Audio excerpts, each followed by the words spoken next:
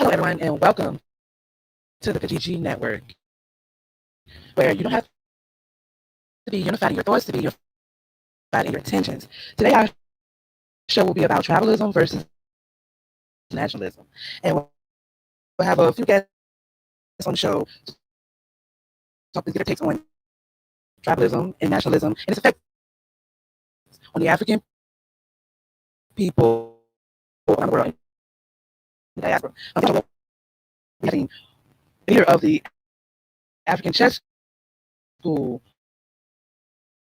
Shaka-Bulan, and a couple of from board members of the Kijiji Network, and we'll also be there on dropping the link to the show. So if people in the audience feel like chime in and give their 2 cents, they can do so also. So right now, I guess I'd like you to introduce. You have the floor.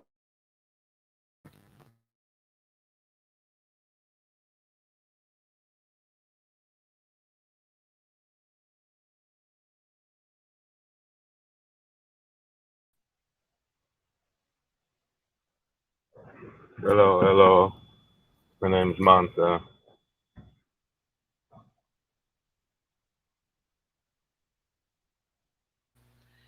Hello, Mansa.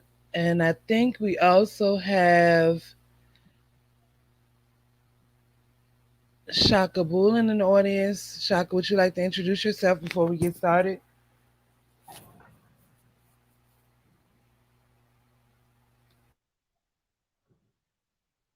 A school where we use the philosophy behind the game of chess to enlighten the African populace. Thank you. Okay, so let's go ahead and dive right into the show. Whatever gets started. So, um, it is a common notion that tribalism is the result of colonial boundaries that force different communities to live within artificial borders. For example, the Berlin Conference of 1884, the purpose and the effects that are felt today. What are your takes on the Berlin Conference, guys?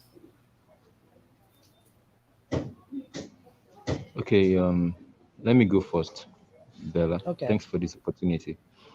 no problem. You see, Berlin Conference, as we all know, it was a meeting in 1884-85, which drew all the white men together and allowed them to partition Africa. So, I will say that Berlin Conference is a very destructive move against the African people, against the African generation, because Berlin Conference has literally disrupted the possibility of African nationalism. When I mean disrupted, I mean, take for example, a Yoruba is a tribe that can be found in almost all the western parts of Africa. Yoruba is a language, a tribe spoken in Nigeria, spoken in Togo, spoken in Benin, spoken in Sierra Leone, spoken in Burkina Faso. But yet, these countries, they don't behave like one, despite the people there are one. A Yoruba man in Nigeria is speaking English language as a result of Berlin Conference. A Yoruba man in Benin is speaking French as a result of Berlin Conference. So Berlin Conference has literally eradicated any form of African nationalism. And not only does it eradicate any form of African nationalism, it thus even depreciated tribalism values. So many tradition has been lost as a result of this demarcation. I call this colonial demarcation. This colonial demarcation has resulted to the loss of African tradition, the loss of African unity, because we don't see ourselves as one anymore. Rather, we see ourselves as love your English and French. So I believe the Berlin Conference is a very destructive move towards African unity. Thank you, very English.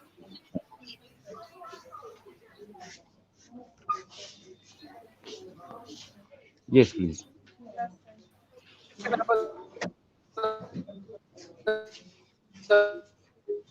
Bit, Shaka. Hello? Yes. Hello?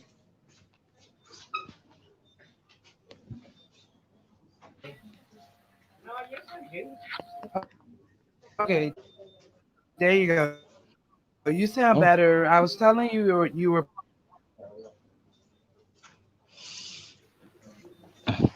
this network no go gree. ahead and continue what you were saying. I couldn't hear you. The network was breaking up. Hello? Can you hear me? Go ahead. Yeah, I can hear you. I was telling you you were breaking up at first, but you're clear now. So go ahead and continue Okay. with what you were saying.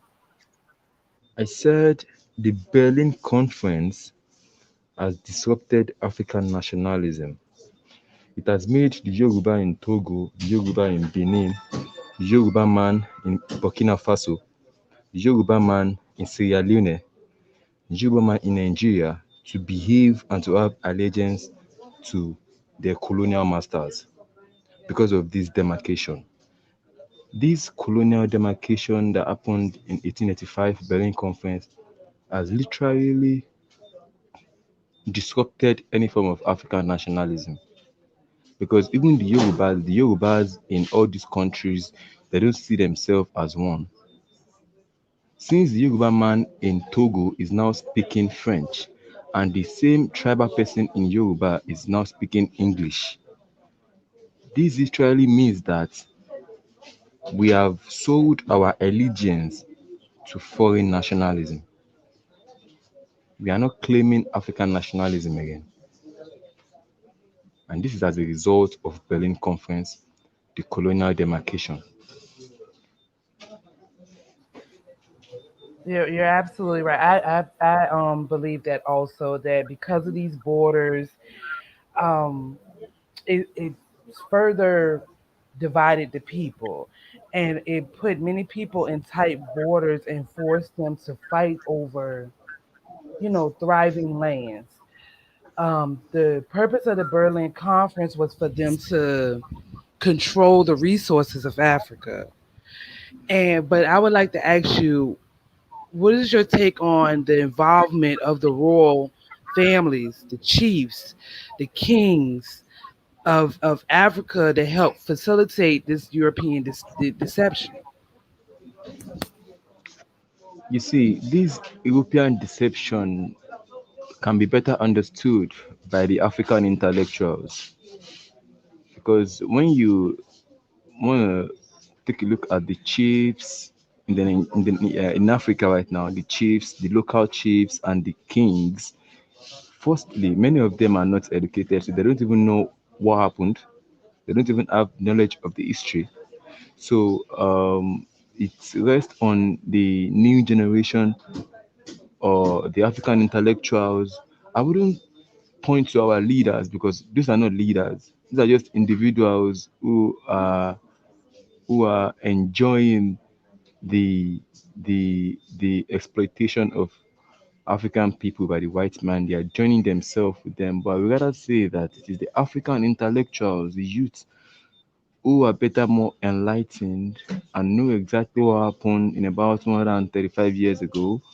That's talking about Berlin Conference, who know exactly what happened, how the white men did use the tactics they call divide and rule, you know. So it is us, the kings and the chiefs. They definitely have their role, but not at the forefront when it comes to the revolution for African people. So, so with that said, I mean, is the root of the problem really lying with Europeans? I know that they split us up. swell our people up. In the case of us across the water, especially in America, excuse me, they just outright took us, stripped us of everything cultural that we had, and these subjugated us to hard labor for the better part of four, almost 500 years. So was that disunity really the Europeans? Because this is what, and listen to me when I say this, because even though they did make the borders, they did split us up. Once people got into their common groups, do you think that it really was the Europeans? Because even though they were in their common groups, or they were split up from their initial tribes, I mean, they could still found some type of unity in each other. They could have found some type of unity in each other.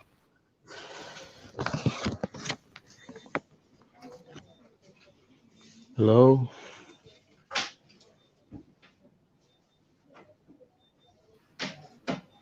Hello?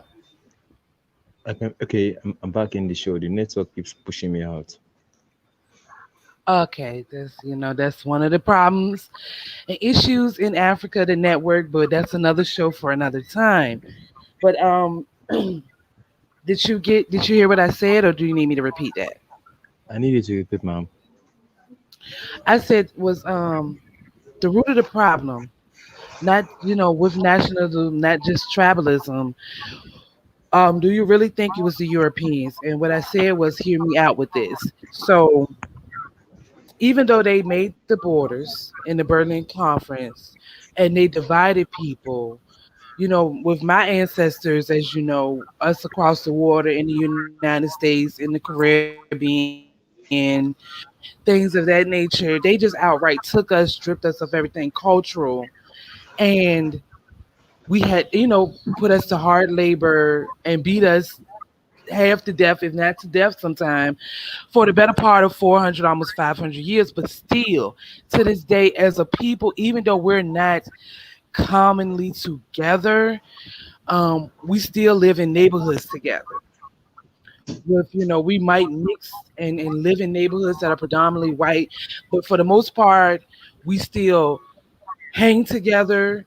We still understand each other culturally. If you go into a room, and I know Mansa can contest because he attests because he grew up here too.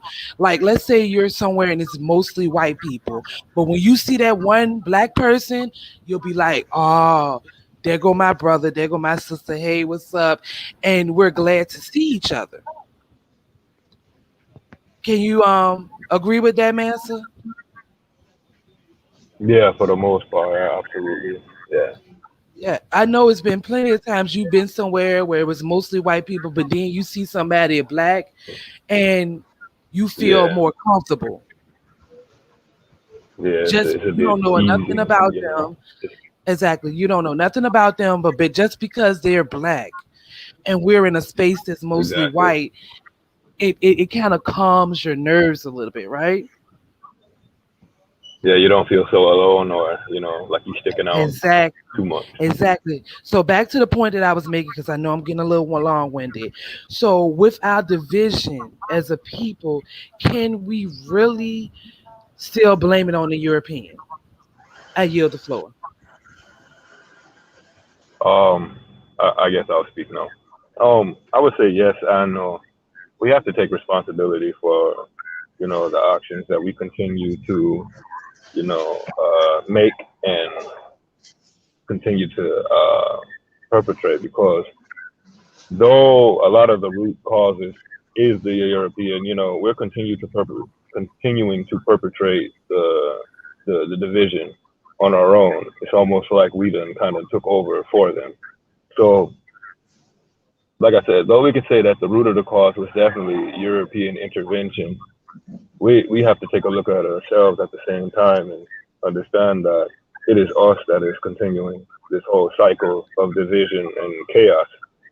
Because just like we just said, just that one feeling when you see another black person in a room full of white people.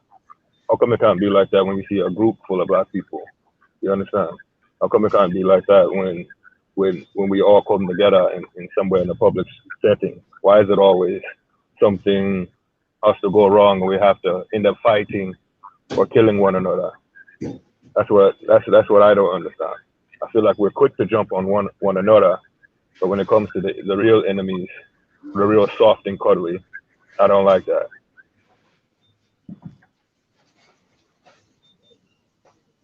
I yield. Okay, we have a new brother on the panel. Um, Cabro, would you like to introduce yourself and weigh in?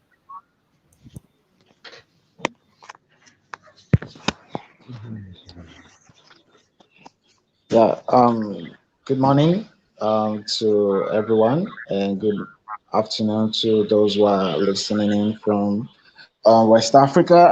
Because I know that the one of the panelists is from West Africa, so I have to say that. So, my name is Adeyinka, listening in from Nigeria. So, yeah.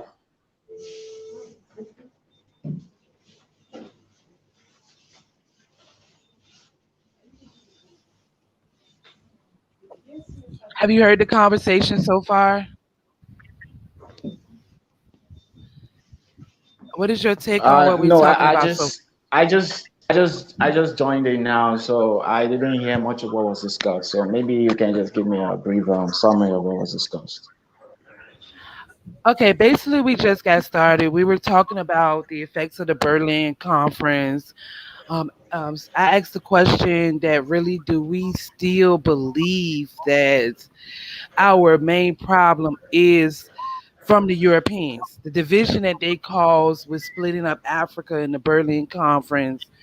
I was making a point about us that grew up in the diaspora, especially here in America, how even though we were stripped of everything, to this day, when we see each other in public, we're glad to see each other for the most part. Especially if we're in a space that's mostly white. See, y'all don't have to go through that like we do here. Like we're still the minority in this country. So most of the spaces that we visit, that we go to, are mainly white. So when we see each other, we're more for the, I know I am. I'm comfortable. I get a little more comfortable in spaces that I'm in that's mostly white when I see someone black.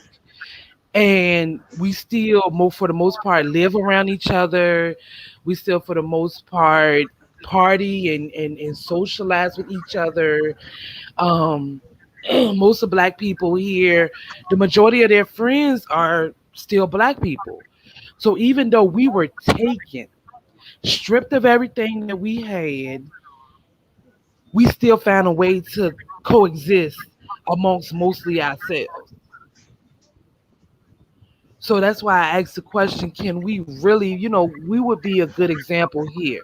Even though we were taken, stripped of everything, we found a way to still find each other, if you would say.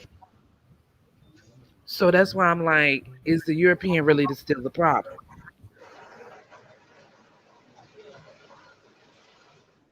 Yeah, like I was saying, it's yes and no. You know what I mean? Because like you said, we definitely found a way to still coexist within one another, but then in the same breath, we do cause a lot of conflicts when it comes to one another, and I feel like oftentimes it is only with one another, and that's where a lot of the problem comes from. Because honestly, I feel like with us being the quote unquote minority, or the group that is always being uh, harassed or messed with, we should have more of a unifying attitude when it comes to one another. We should definitely unify more and a lot more tightly than we are today. Because I still feel like though we coexist, it could always be better.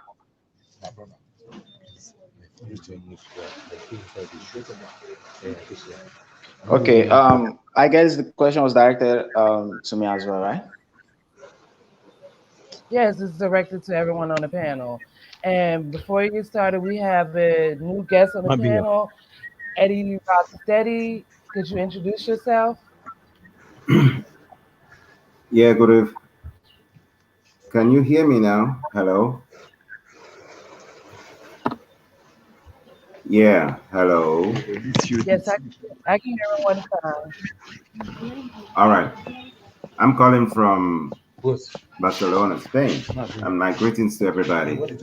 My response will be to your question that says something about the blame of why Africans are not or black people are not working together.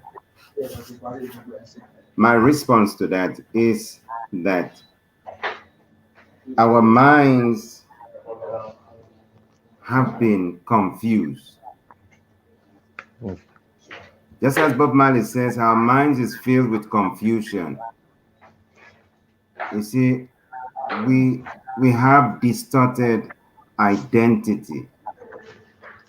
So, and then this, I am putting the blame squarely upon the European because, again, like Bob Marley said in this song, "Crazy Bullet," hatred you reward for our love. They took advantage of our good nature. Why? Because of our way of life, we welcome everybody into our space and to share with everything that we have. But these people took advantage of this good nature of the black man and then turned everything around, misinformed us, manipulated us, and brainwashed us with the education that we have. I'm returning to say that the problem in Africa today is because we have distorted information. We do not know ourselves. The black man in the French place is following the colonial policy of the French, which is the policy of assimilation. Assimilation simply means that you want to be French before you are even African. And now the colonial policy of the English in Africa is divide and rule. Divide and rule, they put us in separate boxes so that we cannot confide in ourselves. And they hide Absolutely. And um, suspicion within ourselves. They hide the suspicion within ourselves. And just like it played out in Rwanda, it was the Belgians that said one tribe was cockroach and the other was over the cockroach. And so that thing just played out in itself. I'll cut out by saying that you see, when this self-destructive behavior is repeating over and over again, there's something that says that the pattern of thoughts are taught. So who taught us this way of self-destruction? Who gave us this instruction to be self-destructive? The Europeans. I end as that. Thank you. yeah, you're absolutely right. You made some very good points because also the European missionaries and scholars were the first to classify Africans into their particular tribes or groups. Exactly. And that issue, you know, and the issue that this brought was that Africans who shared a language were considered part of the same group, but because most African languages included many dialects, identifying people by language is not actually correct. Mm. It's not correct. That further makes them divisive. Yes.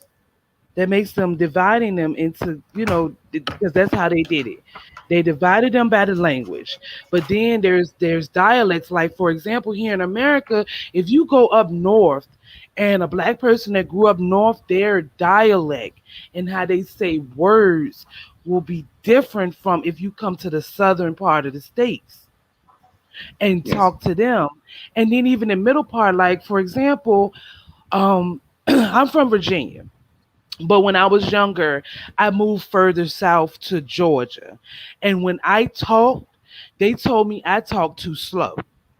Mm, They was mm, asking me why did I talk not slow like mm, mentally impaired talk, but they felt like that I talked in a slower, more mm, enunciated tone. But for me, they talk too fast.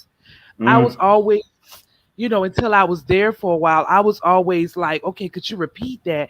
Because mm, to me, they were just jammering their words together. We're mm, all speaking English, but it was different styles of English from mm. where they came from. Correct. So that is your absolute. So that is true.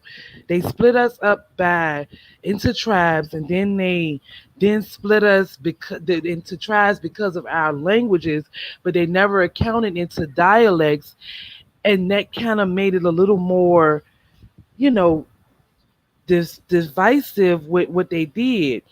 And then some Europeans use location as their method of classification and Mm, regarding a group occupying a single area of land as a tribe. But for the most part, territorial boundaries of groups were not precisely marked or matched by their language. So, yeah. for example, I'll use Nigeria for example. Let's say that you have, let's say Lagos and Abuja.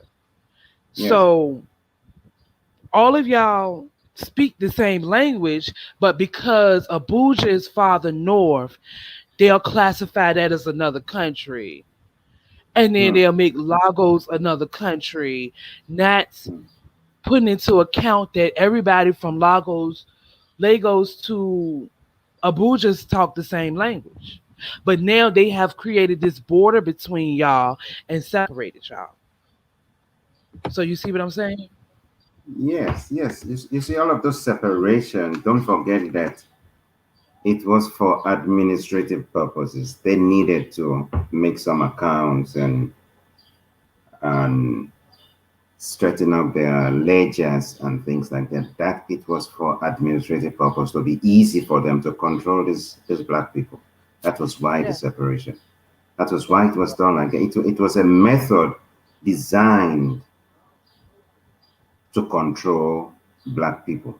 So they had to put them into small portions and put suspicion among them so that one will spy on the other.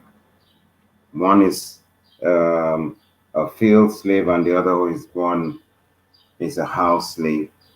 These were methods devised by the white man to control us. This tribal thing also was also a means of categorization, nothing less. They just wanted to put us into boxes to be able to have a panoramic view of who is where and what is what. That's what it Hmm. is. That's what it is. You Yeah. see, and then in the case of Nigeria, to be specific, as you're talking about the Nigerian case, you see, Nigeria is never a country. Nigeria is just a business entity for the British Empire. And as long as they keep these black people under control, how? Just keep their minds distorted by Yeah. hunger and anger. It is the richest place to build and develop anything, but these people are just not building or developing anything because they are running from one suspicious Yeah. tribe or the other. They are divided by religion. Now the religion of the East, the Islam now wants to take over because they do not recognize themselves as Africans in the first place. If we all come into an understanding that we are Africans first before any other tribal classifications, all of these kind of things will not happen. This man talking to you about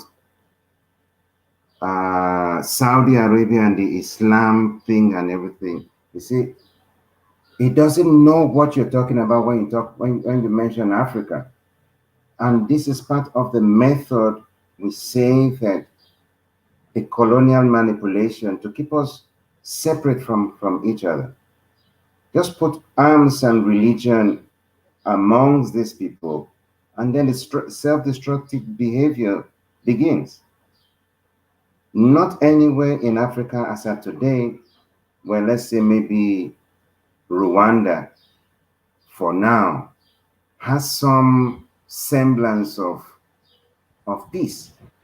Every other place is in some chaos or the other. Yeah. So how can we develop? How can we think? That's it. Okay. Well then let's the rest of the panel. So what is your take on it? What Eddie just said, the things that me and Eddie just said, what are y'all opinions on what was just said? Olayinka, Mansa, and unfortunately it looks like Shaka has dropped off. Might be because of the network. But guys, what are your take on the things that were just said?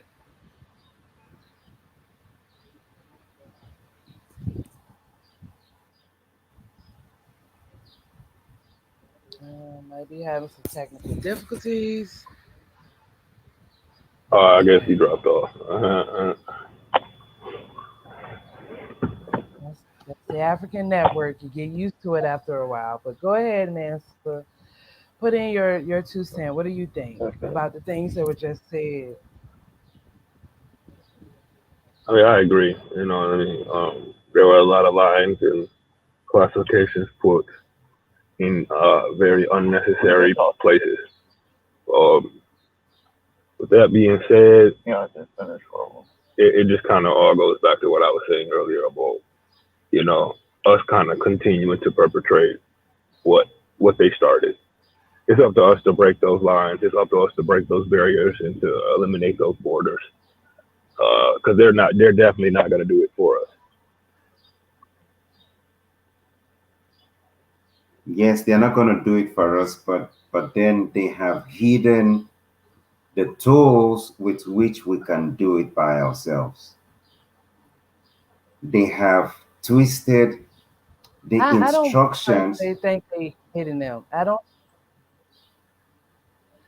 go don't think on. they've hidden them. I think that, no, I don't think they've hidden the tools we Mm, need. I think that they have us so busy trying to keep up with the rat race that we mm, are not seeing the tools. mm. Everything that we need to come together as a people, we have slowly but surely gained over the years.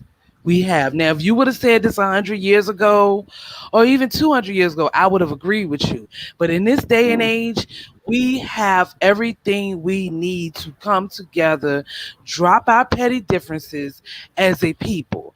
And right mm. now, us being on this live stream, speaking our minds, saying the things that we want to say, saying what we think, that's right there tells you we have the tools. Because if there was real censorship, they would have been that knocked on our door, came and herded us to jail, beat us, kill us, or whatever. That hasn't happened. We have the tools that we need. We are neglecting to see them because we're still caught up in the rat race of survival, but we're caught up in the rat race of survival on their terms. We have Excuse me. everything we need. Excuse me. Excuse me. You don't have Yes, go everything ahead. you need. You don't have What do you everything you need. think? That's what I want you to understand, that you don't Yeah, go have ahead. everything you need. Yeah, yeah. I'm Go telling ahead. you that Yes, yes, they just the members of this panel have dropped out solely and simply because they do not have a steady power supply network. That still shows you that you don't have everything you have. That still shows you that they gave you spoon for shovel. So how will you dig the well? They Okay. gave you I table get knife that. for an electric saw. So how would you cut down this forest? That's the hidden tool I'm trying to talk to you about. You would not compare your situation as a black person in America with the situation of a black person in Gambia. It's absolutely different. It has nothing, and if you have not been to Africa, you won't even your mind cannot wrap around it.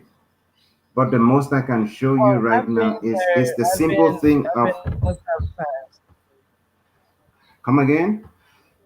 I say yes, sir. I've been several times, so I understand what you're saying. The extreme Mm, poverty, their mm, network and infrastructure is subpar. Yes, it is. But what I'm saying is still they have the access. If they have the access and they have the means, and I believe in us pooling resources. There are just like here, the beginning of the show before you got here, even my network was acting spotty. And I supposed to live in one of the richest countries in the world. Even my network gets spotty sometimes. I'm pretty sure Mansa can contest to that. Me and him have been on FaceTime and stuff, and his phone has started acting up and glitching out, and I can't hear what he's saying. So we all have those issues at some level. It's not all or nothing, I don't think, with any of us. So you're right. The tools that y'all are presented with, well, you're not in Africa, you're in Spain. But the tools that are presented to them in Africa, the resources of, even having, like you said, the two other panel members dropped off from the simple fact that their network is shit over mm, there, which you're mm. absolutely right. But I think that I still feel that we have everything because why don't we come up with our own network? Why don't we build? It's plenty of engineers in Africa. It's plenty of engineers here in America, and Mansa could probably contest to it. It's millions of us that have degrees that are not working in our field because we can't get our foot into the door. So we're forced to take lesser jobs than what we worked hard for and spent all that money for in those degrees. And the reason that we can't just get up and start our own network, especially by ourselves or make a job for ourselves, is because, like I said before, they keep us caught up in the rat race of survival. So the only way that we would be able to do it is to drop our petty differences and pool our resources. But I yield the floor. I give it back to you, Eddie.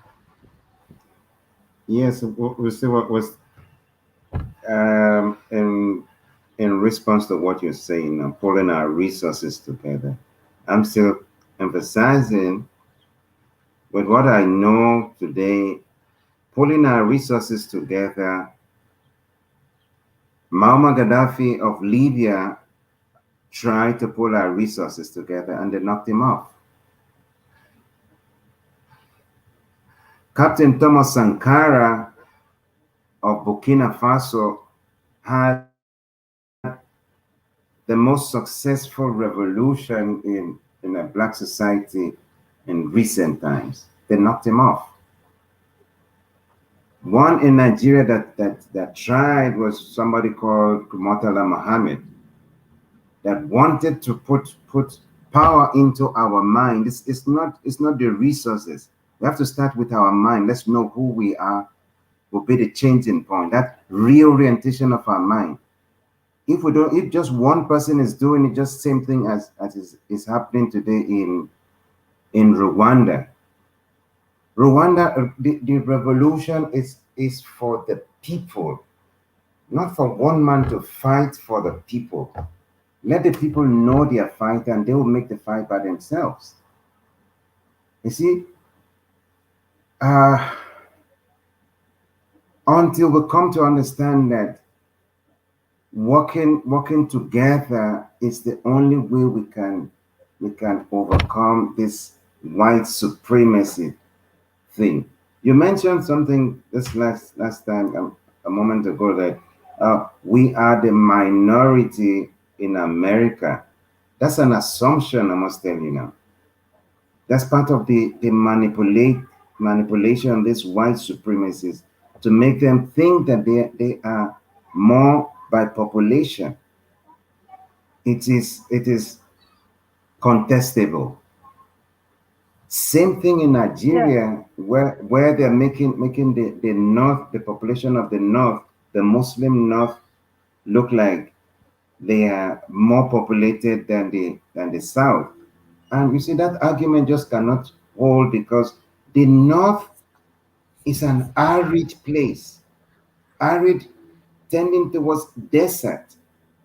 How can a desert place have more population than a fertile land? It just doesn't make logical sense. Come on.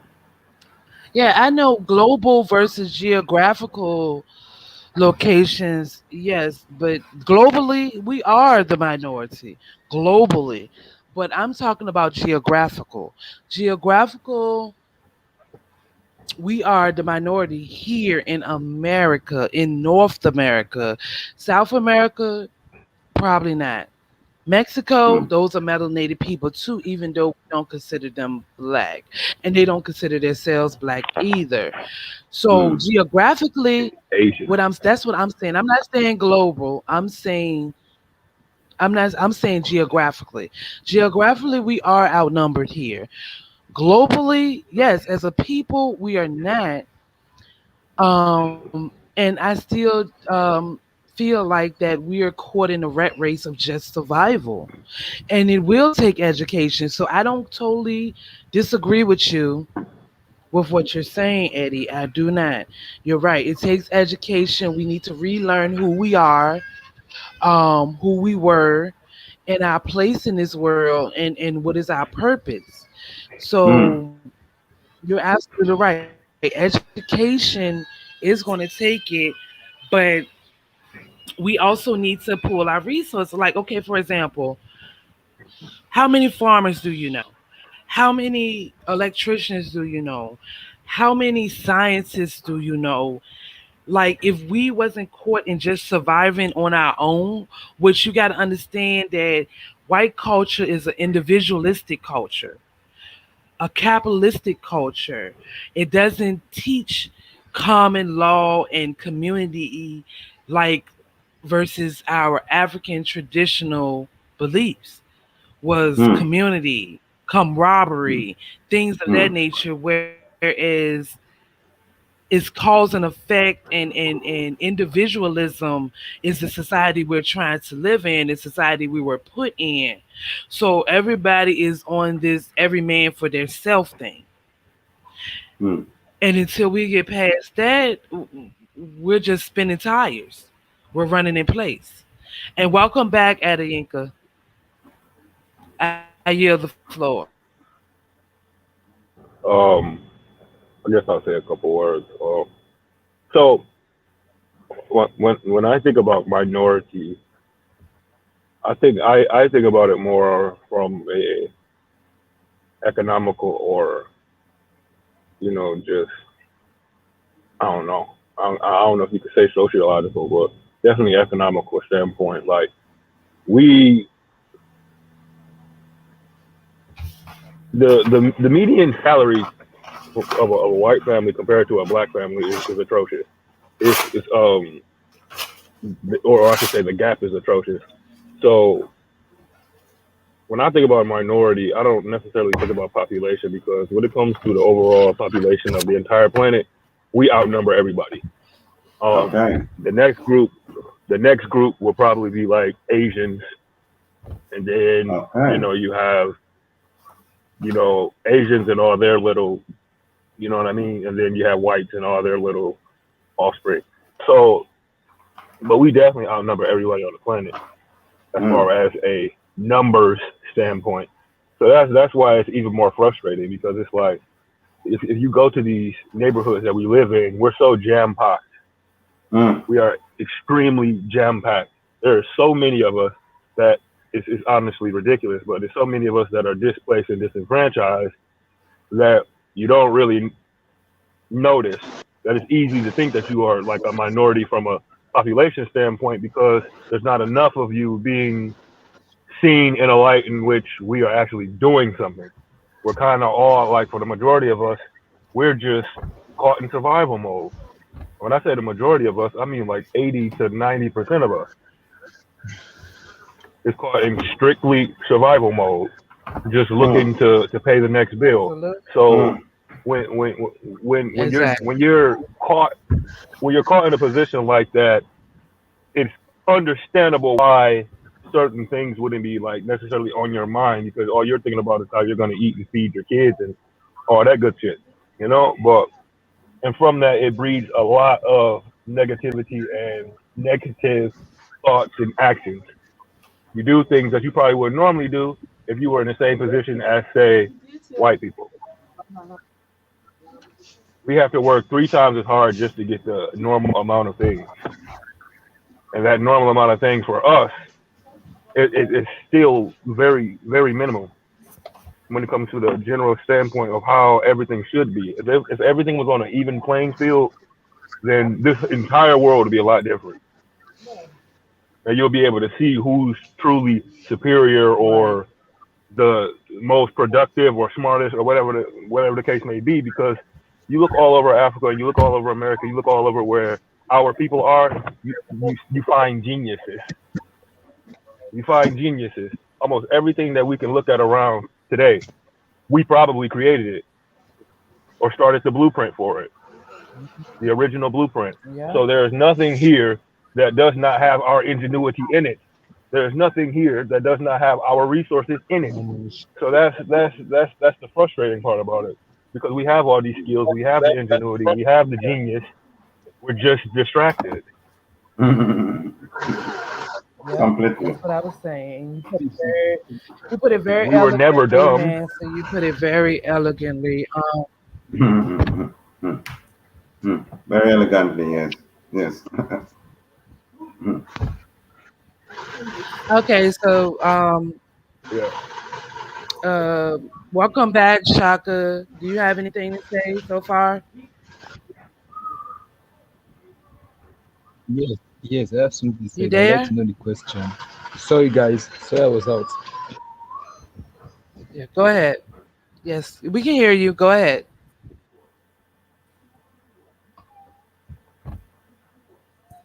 Oh, he dropped off again, guys. Adayinka, you got anything to say? Well, listen, let me fill up this gap to say, Can well, you hear listen, me? it's just hello. Yeah, we're here. He's I'm out. trying to Yeah, get I can hear you. I'm everybody having issues his opinion with so we can my move the show along service because we haven't talked about the provider. effects of. We Yeah. talked about national. Okay, there we go.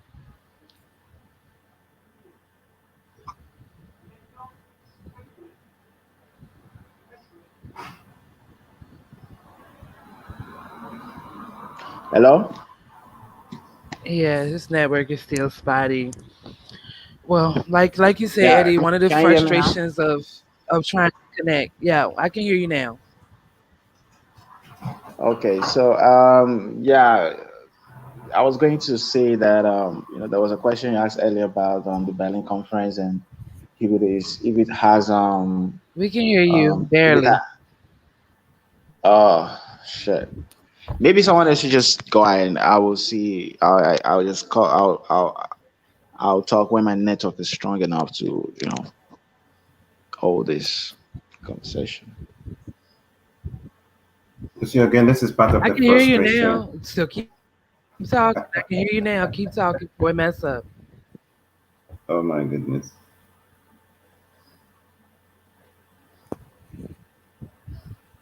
You could be talking now. I can hear you clearly. It is. It really is. Oh my God. It really is. You're absolutely right. And being that we're in what quote unquote first world developed countries, you can hear our signal a little better. But like I said, to reiterate what I said earlier, Eddie, they discussions is a barrier, is a Correct. nuisance, and it's an uphill battle. But Shaka's back in. Your signal's better. It just Yes, keeps much more going in better. I and can hear out. you guys now. Ah, okay. Shaka, can you hear me? I can hear you, Bells.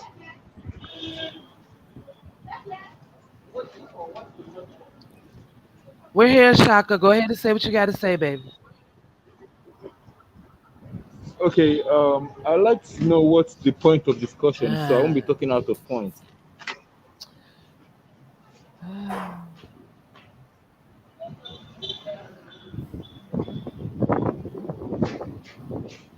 Can you hear me?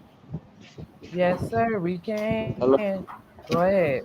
I said I would like to know the point of discussion. I would like to know the question on ground, so I won't be going out of point. Hello. Hello?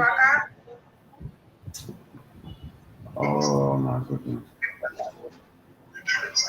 Yes, we're here. I'll go by He six. was I asking said, to repeat the question. Yeah. what's the question? Please repeat the question. Repeat What the you say, Shaka? Oh, we were Repeat just the we were question. just talking about the barriers of basically.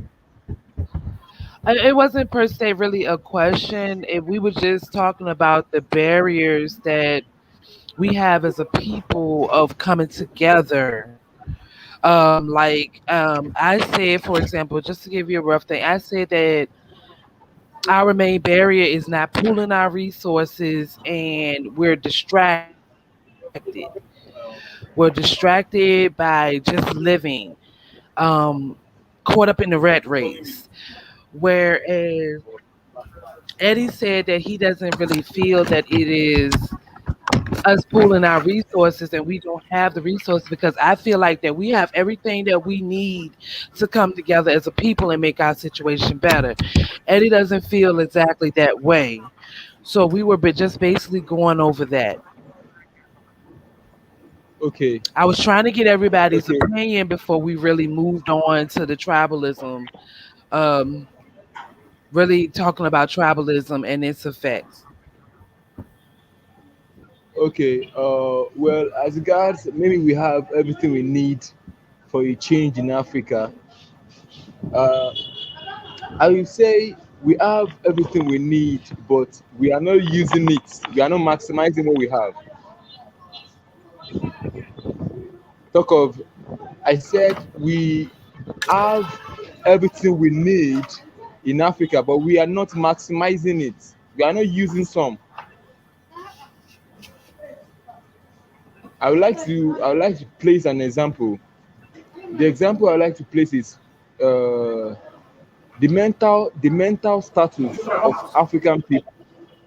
The mental status of African people does not literally support unity. There have to be this re-education and enlightenment for the African people before we can start maximizing and coming together and behaving like the world expects us to behave. There has to be a mental revolution before we can actually maximize all our prowess. Do you get that? Нет, нет, нет, ты куда пошел? Не мешай. Не мешай.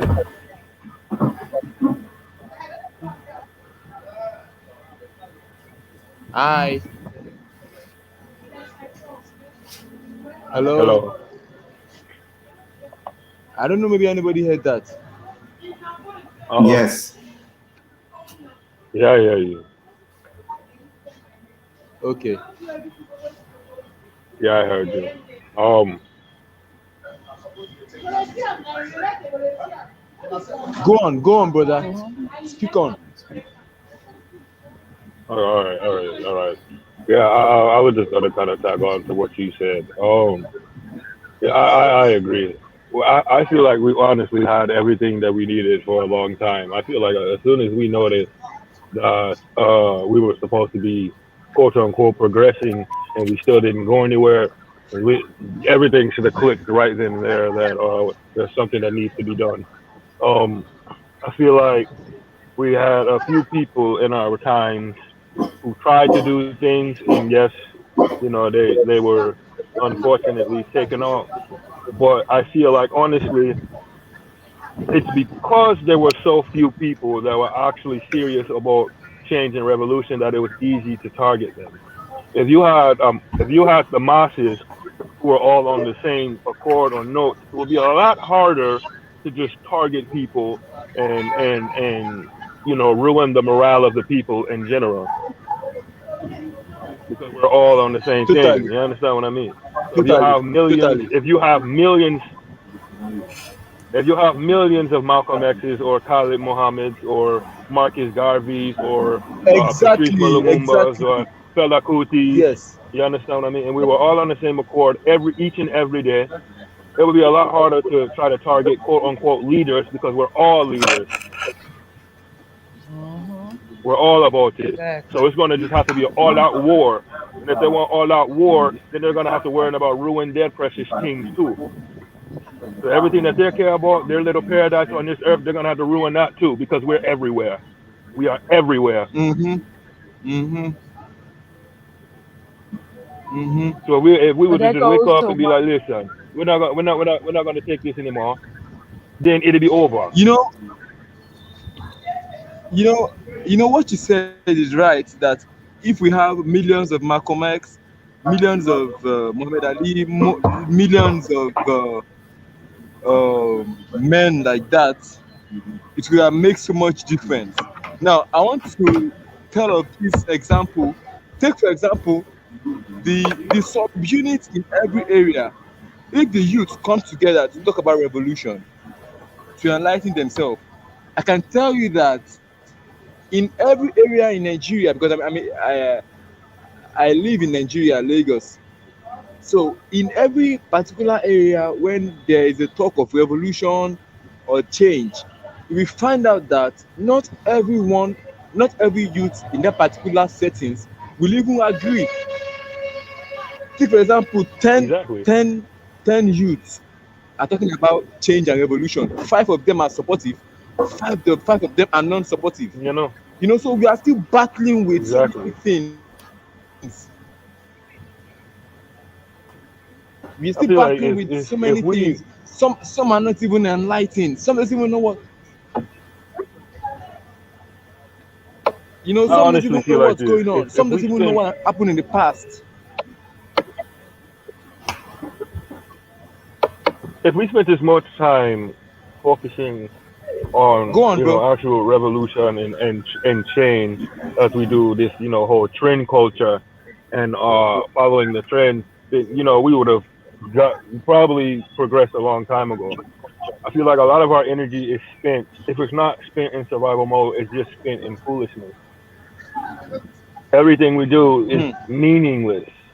If we have more people opening up libraries or more people opening up hospitals or you know just core institutions that you need for a community, then we could take back our communities and we could have some power. Like I said, if if we were all on the same accord and they wanted to start targeting people, they would have to target us all. And targeting us all is going to be a even harder task than what they even may think, because they're going to have to ruin their precious paradise as well, and they have nowhere to go because they're not natural, so they have nowhere to go. So they're clinging on to this planet for dear life. They're clinging onto it for Yeah. dear life. So with, So where are they gonna go? so this is the thing. So with that being said, then I have a question. Um, is tribalism the curse of our independence? Us grouping off Essentially, into sections and oh, like yep, for example, yeah, in let's say Nigeria, because the most of the panel are from Nigeria. Um, the Igbos against the Yoruba is like, oh, because, or the Hausa, oh, because you're a Yoruba, I'm not gonna help you. Oh, because you're a Igbo, I'm not gonna help you. If because you're a Hausa, I'm not gonna help you. So try is travel, and then up here for us, for here in America, oh, because I'm from the gangs. South, I don't care about them niggas in the North, shit like that. Hmm. Or Yeah, our gang culture is we ridiculous. do that thing, and you know that. Oh, you're from the Midwest, so I don't you don't care about us Negroes down south. You feel me, Mansa? Yeah, man. Exactly. Yeah, So like it's this whole and gang that could be culture is seen as a tribe. Yeah. the whole gang culture has probably been one of the most self-destructive things that we ever picked up because it seems like it's definitely spiraled out Yeah, of well, control. Like, we call it gang culture, but they call it tribalism. yeah, For them, it's tribalism. For us, it's just us ganging up, like you said, gang culture from the it's region that we essentially live the in. same thing. So, what You do you know, think, we Eddie? just Oh, okay. The tribal thing again. It is the tool of the oppressor to keep us confused and distracted. That's just the same tool So, that is it was our used. curse? They might have brought it on against us, but is it our curse? Is it part of our Curse, curse as a people? curse. Oh, well, it depends on who is responding to what now. Cause that we have the tribal things that we have is is part of our What? diversity.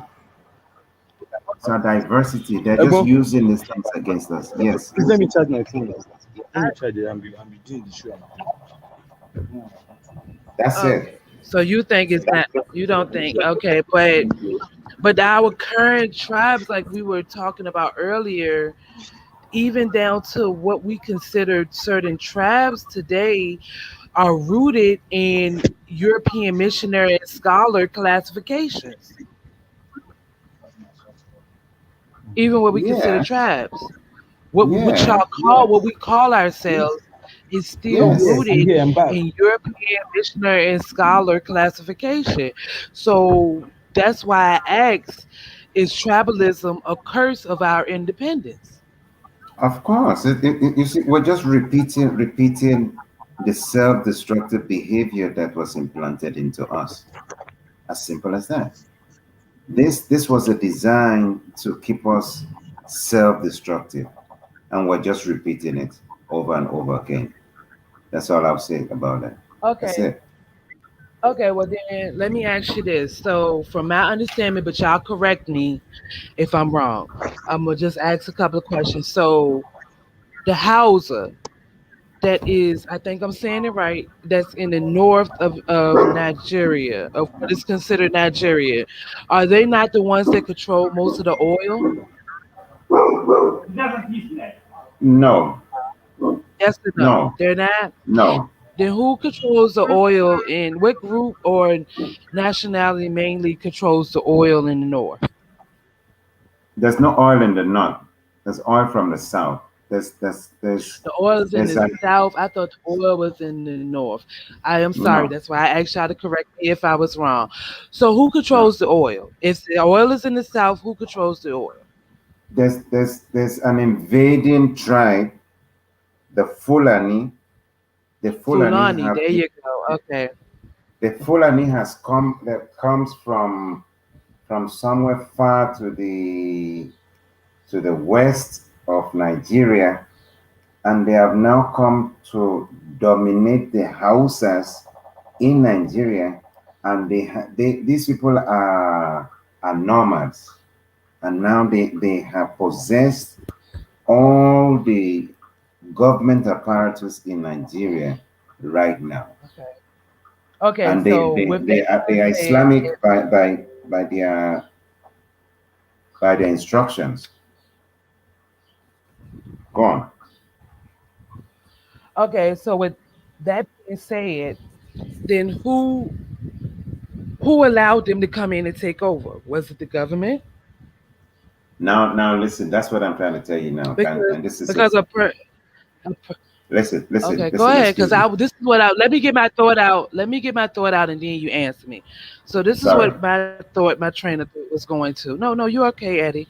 This is what my train of thought was going to. So you're saying the Fulani control the oil. The Fulani is a nomadic tribe that just so happened to come in, sort of um, invade the territory where the houses were, and they've taken over the oil. And the government is okay with that. Like, you don't just let somebody walk into your house and take over. So how was they able to just walk in, take over the oil, and the government is okay with that? Well, it's more complex than you're sounding right now. It's more Okay, well complex. then that's what I'm asking you. You know, you would Mm. know better than I do. So that's why I'm Yes. asking you to educate me. So tell Yes. me, how can something like that happen? Because I know I speak for myself, and I know Mansa know, ain't nobody gonna come into our state from somewhere else and just take over. Ain't nobody gonna come into the United States, period, and just take over. Yes. So Well, how do that's they not the just come in and case. take over? Yeah, that's not the case here. You see, again, again, the let me say it this way, that the Europeans have put the worst of us in charge of the best of us, and so nothing can work. You see, they have given a chance to these Fulanis of the north. It was a design. Nigeria was designed that way, that the worst of us will be in control of the best of us, and then the situation just kept rolling down, snowballing down into the state of almost chaos that it is of today. That's just what it is. All right. Okay, well that still goes back to um the Berlin Conference. That still goes back to that because Correct. Correct. African royalty was put into position to rule over the common African. They were Hmm. given status and they were allowed to keep their royal status with the agreement of helping to facilitate the European deception. Hmm. We'll let you keep your shit if you help us control the others. Hmm. Simple as Mm-hmm. that. Mm-hmm. Simple as that. Mm-hmm. Yeah, that's it. So And that's how we ended up over here. And you know what Same I mean? thing. Shit. Same thing. That gives us a clearer picture of everything that is going on. So, We come on, don't boss. yeah. have whoever controls perception has won. Whoever controls the perception of self has already won the battle of your consciousness. Yes, I mean, so they have put these people, and if we take a step backwards and even go to the um, position, the name Nigeria, okay, and then some people say, oh, name doesn't matter. You as an American, you know that if a white man calls you a nigger, that's such an insult. And I'm That's saying fighting that words. You will get punched in okay, your damn face. That's what's gonna happen. okay, Am I okay, right, okay. So sister? You gonna get beat correct, up. correct. So now, watch this. Watch this. It's just the same thing. That word Nigeria, the prefix Niger, is not an African word. It is a German word that signifies the same as the nigger in America. So why would you call these people Nigeria, which I'm insisting that it could never have been a compliment rather than an insult. The European would never compliment an African. They would rather insult you in spite of anything you have and everything you have. So now these people are calling Yeah. themselves Nigerians. I'm saying that by logic, Nigeria just means the area of ignorant black people. That's all. And then this name has been sustained for over 60 years. So these people are just recycling a behavior of ignorance. And let me close by by asking you one question, which is something we're just running around. Berlin messed us up. Let me show you something where Nigeria today, what you see this, my fellow Nigerians struggling with internet and everything because there's no electricity in the country. And I'm asking you, I'm telling you that in over 60 years, we've had over 100 universities where each of those universities has a faculty or a department of engineering and electricity. Yet, in 60 years, there's no steady electricity power supply in your country. What did you teach them in the university? What did you teach them? You're teaching them electricity and they don't have electricity in the place. These are things I fail to understand. And then I made an investigation to find out why and then I came to the understanding that electricity is even human rights. If a people do not have electricity in 2021, it's a violation of their human rights. Europe and America knows that without electricity, you cannot get industrial development. So why are you keeping these Africans without electricity? It's not I even found industrial development. that's It's it. not even That's that. it. You couldn't even eat. You couldn't even eat without electricity here for the most Okay. part because most of us have electric stoves. We have Okay.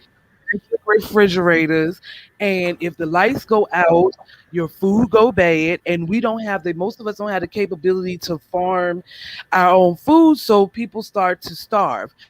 So it's not Mm, even an mm, industrial mm, development situation. If all mm. of our light was to go out, it would be down to a survival thing because, Okay. like I said, the majority of us wouldn't even be able to Mm, cook, wouldn't mm. have any food because they have taken away for the most part our means to even grow our own food. So that goes back to what you were saying. All of these universities that was in Niger, they're teaching them electrical engineering, but y'all still to this day don't have proper electrical grids. It's Mm. control, and you got to understand your colonizer, your oppressor is not going to give you anything to empower you totally. So, for the reason I said that they gave y'all education, they gave us education, but then they made it hard for us to get jobs to survive on the education that they gave us. And then I feel like they split it up. They brought us here, they gave us every all the perks eventually that they get themselves, but yet we still live in extreme poverty compared to them. Mm. Mm. How is that? Yeah. When most of us, even myself, have multiple degrees, Mm. but I still struggle to make ends meet sometimes. Yeah. And I have multiple degrees. because I have multiple degrees, but I'm still struggling. they gave you teaspoon for shovel. That's what I showed you. Yeah, absolutely. You, And I feel like this. They gave us, and I've said this before, they gave us the know-how, but y'all have all the resources. And that's another reason that they want to keep us apart and keep us divisive with each other. Because I feel mm, like that they know that if we ever here came together with y'all over there, that it would be the end of some of their bullshit. Y'all are correct, sitting on top of unlimited resources, correct, like a correct. vast amount of resources, and y'all are poor. We're poor over here, but we have the know-how. We have Mm, the know-how. mm, That's exactly why they're So keeping us separate from meeting the diaspora. That's why they're keeping the motherland separate from the diaspora. And by what I have come to know, yeah, the diaspora has the knowledge and power that the motherland needs. But they fed us with this rubbish to say that, oh, the Africans in the motherland hate the Africans in the diaspora, just so that we and cannot and they told come us the together. same thing about y'all. They Exactly. told us the same thing about y'all.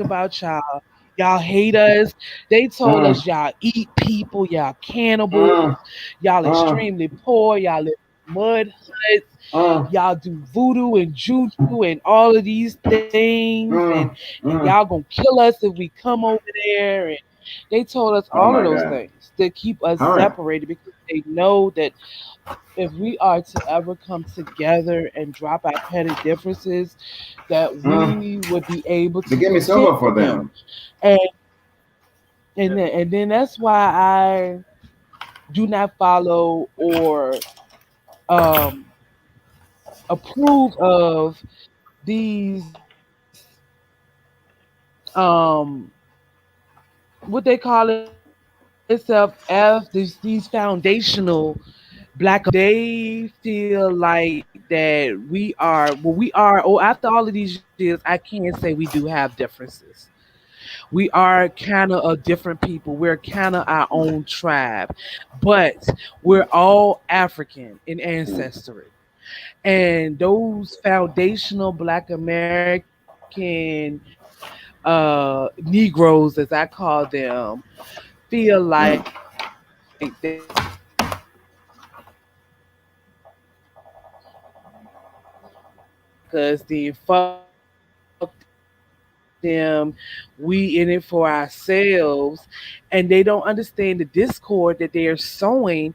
Further, they don't understand how they're facilitating the weapons of quote unquote white supremacy. Mm. I don't know. So even though I don't know. I don't agree with none of that because I Mm. feel like that I've gotten past a lot of our petty differences with each other. Mm. Mm. Those petty differences were planted to keep us away from one another, so that we can never have any reasonable discussion. This was designed so that we can never come together. So until we come to understand that, and like I was saying, it's a process. I don't like expect everybody to jump on the bandwagon and say, "Oh, I'm free and the solution is here now. Let's go." It doesn't work like that. We just have to keep at it and look back at some of us that are not getting it and that probably will never get it. We just have to be patient with them. That's it, and keep moving on.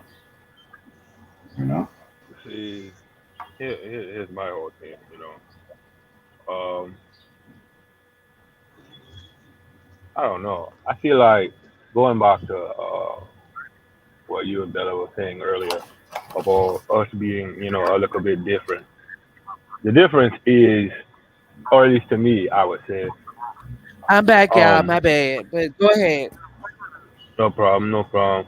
the difference to me, and me and Bella, we talked about this before. Um, we Americans, we had a special type of torture done Mm, to us. mm, mm, Us in the diaspora, mm, especially America. We had a special type of torture mm. done to us that Yes, has done irreprehensible damage yes. um to our psyches, to our Hmm. everything, you know? Mm, And then America, if you really want to think about it, it is the home of sociopaths. We're mm, all half sociopathic as fuck because we're all caught in Mm-hmm. survival mode. So our feelings, our emotions, our everything is askew or completely turned off. correct. So Totally, though we see each other and we might feel some sense of comfort, that totally. that feeling is always dull because just as quickly we get mad at one another, and I feel like we have this raging, just rage brewing with that's been brewing within us for centuries, and it's been passed down from generation to generation.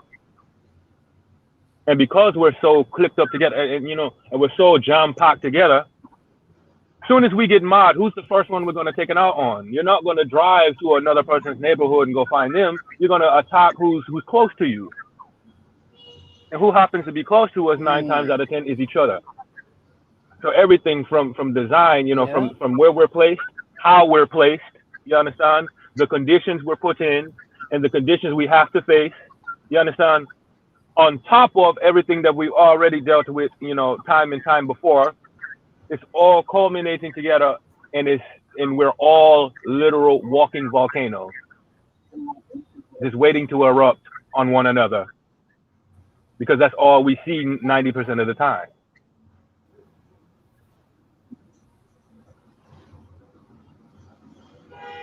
Hmm. You're not going to drive to another neighborhood and go attack them people. Typically, you're not going to do that. The only people who typically drive to other Right. neighborhoods to attack people are called serial killers. You understand? You're going to attack who's near you, and who's near you most of the time is one another. So I feel like we have this love hate relationship with one another, and the hate is from everything that's been programmed within us. We look Mansa, at each other, and sometimes we look at each other, and we definitely see differences. We definitely see he's different from me for whatever reason it may be. We're always finding some reason to divide ourselves amongst another, and it makes Mansa, absolutely no sense. Mansa. Yeah, man. From what you just said now, that Americans have love and hate in their heart, they're sociopaths. I think there is a resemblance to that here too. Like the anger in people makes them behave in some kind of way.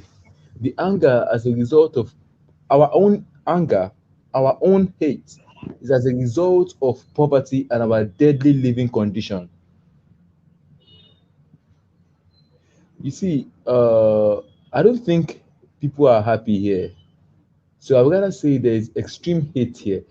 That same hate is what resulted to the Lucky protest that they killed some youth, the Lucky Tollgate protest. I don't know if you all heard about it in America.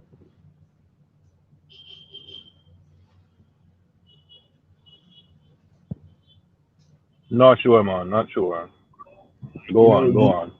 the youths are angry because of their unemployment.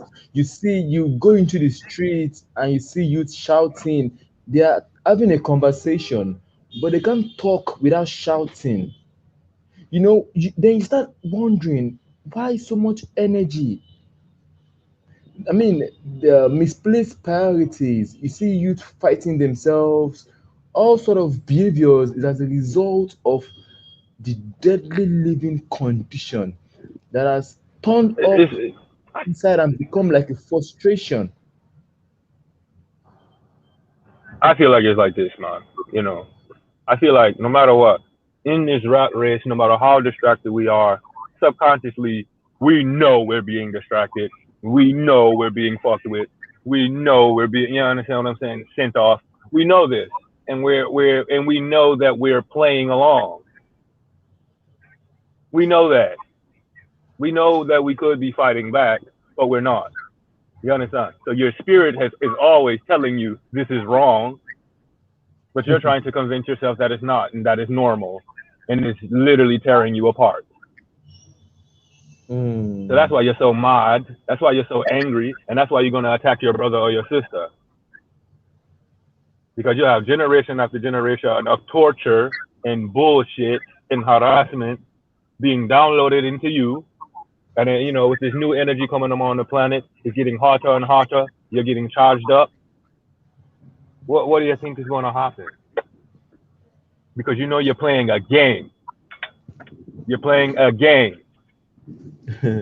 Mansa, And you're tired of it.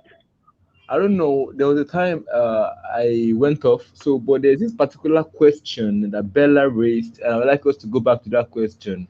As regards tribalism and nationalism, she was saying that she was asking that is tribalism independent of nationalism? Is nationalism independent of tribalism? Or are they working together? Are they dependent on themselves? Mm. I would like to see what you think about it, Mansa. And I would like you to use the context of what you said that the blacks in America are more like a tribe. So in this context, we're looking at the blacks in America as a tribe, and we're bringing them down here to compare with the Yoruba tribe, the Igbo tribe. So my question is this: is the tribalism and nationalism, are they independent or are they dependent of themselves? Um, Black people as a whole, we're dependent. We don't have anything of ourselves. We don't have nothing. So we're all displaced and complacent. In this whole game, we're all dependent. Very few of us. Well, I can't even say any of us, because listen, even the richest celebrities, if they want to take your money, they can take your money. You understand? This is not your system. You understand? Capitalism is not your system. You did not design it. This is not designed for you. So if they want to take your money, you'll be broke by tomorrow. One bad scandal and you're back in the poorhouse. You're broke. You're back. You understand? They can toss you out on the fucking street of or where your mansion used to be. You can be sitting on the corner looking at it, but you can't go in. One wrong thing. So and like I said, we're all playing a game. We all know no matter how rich we are, these motherfuckers can make us go bankrupt overnight. Okay, I think tribalism and nationalism, I think if we have to look at it very critically, I think they are independent. Why I said so is because the tribal group in Nigeria, they are much, but yet we don't have a united nation. There is a kingdom of Bakuba. Historically, it existed around that Central Africa around the 1625, and it went on to up to 1884 before the white men actually stepped their foot there. And the Bakuba kingdom of Cuba has its own one. It has one king, and it has more than 16 different tribes. You have the Twa, we have the Tufi, and all that. When I read about them, I found out that uh, the kingdom of Bakuba allowed each tribe to do their thing, allow each tribe to affect other tribe. What I mean is, if the people of Twa, if they discover a science in mining or say blacksmith, that which they discovered will be shared among all other tribes in the kingdom of Bakuba. But the names that they will use to term that particular discovery will be to the Twa. Anything that regards name to that particular discovery will be regarded to the Twa. So this was how they were able to unite and coexist for more than 200 years, because they understand that even though there are several tribes, they understand that they were still one. So there was a time they lived as tribes. Actually, the kingdom of Bakuba was most of them migrated from the north during the long wars and all, and they were living in peace. Each tribe is living on their own. And when they came together to form a nationalist kingdom of Bakuba, they still used their tribal languages to communicate with themselves. So I think we shouldn't see tribe as something that will disintegrate us. We should see it as something that is a passage to a passage to revolution. Because when you look at uh, tribe issues tribe issues in Nigeria here, it has awakened the consciousness of many African people to freedom. When you go on YouTube now, you see the Yoruba nation, the Igbos, the Biafrans, they're agitating for their tribe to be on their own, and the only excuse they are making is that the country is bad, they are suffering, they are suffering, they are suffering. And the only way they can come together for that revolution in their mind is to just stay as a group of people, because they consciously know that coming out as Nigeria, the other man who is Hausa may not support. The other man, I told someone something. I said, independent Africa is not even possible now. It's not possible because even if the whole Ghana is united in their mind and they want to unite with Togo to expand their region, it won't happen because Togo is not united. They come to Nigeria, Nigeria is not united. Yet, all these countries have similar languages among themselves. But all of a sudden, when the tribes are coming out and seeking for change, each tribe is standing tall. And I think that is doable. I'm not saying tribalism over nationalism. No, that is not what I'm saying. What I'm saying is nationalism is far-fetched. Nationalism I is far-fetched. And tribalism is pretty much close if we put in more energy. I'm talking about Black Africa right now. I this is what I was going to say. So the whole thing about the tribe thing is black people over here, we're very aware of what, what I mean, of us being black and what I mean, the African heritage. Wait till Juneteenth or some shit roll around. You'll see how everybody apparently knows how black they are. It's just we don't care. That's the problem. We don't care. You understand?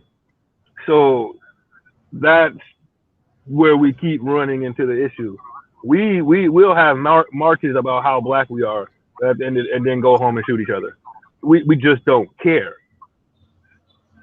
So that's where the tribalism and all that shit falls. And when I say that we're not independent, you understand? Okay, Mansa, We can't be. Mansa, I have a question for you. Come on. The blacks in America, can they be nationalistic? Is it right? Is it consciously right in the Pan-African view for a black in America to be nationalistic for United States of America? I mean, having a Hell nationalistic. no. Of course, No. of course. That is the reason why you can see like Hell no. tribalism can be No, it's not independent. gonna happen. Bella said that all the blacks in America, they are more like a tribe. Hell I agree with no. that. That's what I said. No, listen, you said it. But You first of all what you said was just saying was should we be yeah, I did say that. But what you were saying was that should we be nationalistic? And this hell no. Yes, we that all is the live answer. here. Yes, if That is somebody the right came and answer. dropped a hundred You're right. bombs, our ass would be included. Hold on, let me finish. Yeah, let me finish though. But I want to further iterate on my thought. But motherfucker could come Right. and drop 100 bombs on us, and yes, we would be in the mix and in the thick of it. But this country has made sure to do everything they could to be like, okay, well, yeah, you're American, quote unquote, you're American citizen, quote unquote, but you don't belong here. Even with Yeah. the laws, the civil right laws that they supposedly gave us to help us, they always made sure they put a clause in it that, well, yeah, Negro, we gonna give you this, but we not giving you this for real. This ain't solely for you Pretty for much. real, for real. So you So gotta that's be why a I was fool saying, like, with we're our not independent. history to still consider ourselves nationalists, to still be nationalists and loyal to this country like the white folks The are. suicide. Because at every step of the way, they've made sure they've made us outcasts. Every bill, They don't every fuck with us. constitutional law, every they make sure they give us tokens like that Juneteenth shit where they made Juneteenth a national holiday. That was a joke, and every black person in America should see it as a spit, as they was spitting in your damn face. In your face. It was a Okay, so joke. They're laughing at you. they they gave Asians an anti-hate But bill go or ahead. whatever, and then gave us commercialized Juneteenth. So they just said, oh well, yeah, we gonna give them protection. Meanwhile, we gonna, Yes. you know what I'm saying, still leave y'all out there. But hey, at least now we gonna recognize your holiday only to Give make you money off niggas, of it. How's that sound? give you niggas another reason to party. Exactly. Give you niggas another reason to party, to drink Hennessy, And to give us eat money. hot dogs, the goddamn grill, so to take Exactly. it'll further take your mind off of the bullshit shitstorm that you really live in. We gonna give y'all because y'all niggas like to turn a jig, y'all like to dance, y'all like to party. So let's give y'all niggas another reason to party so we can keep your minds Mm-hmm. off of what's really going on around you. And that's what that shit was about. I yield the floor. Pretty much. So that's what I'm saying. Like we're not independent. We're strict. We are too dependent. You understand? We're too dependent on the system that really is not giving anything to us And I but the think that's a resources to kill consciousness. each I other. think that's the consciousness of this show. Is tribalism dependent on nationalism? Because in the context of Africa, Black Africa, most of our nationalistic idea are based on are from each tribal cultures and tradition. So, if the Yoruba nation, the Yorubas are in almost all countries in West Africa.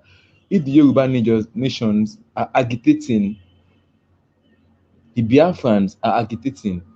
If this leads to a proper revolution, then I can tell you that if the Yoruba nation can stand alone, the Biafra stands alone, it's just a matter of time before we have what we all want, which is the United Nations of Africa. But while we are still bearing this border, while we are still working with these colonial demarcations, it is far-fetched.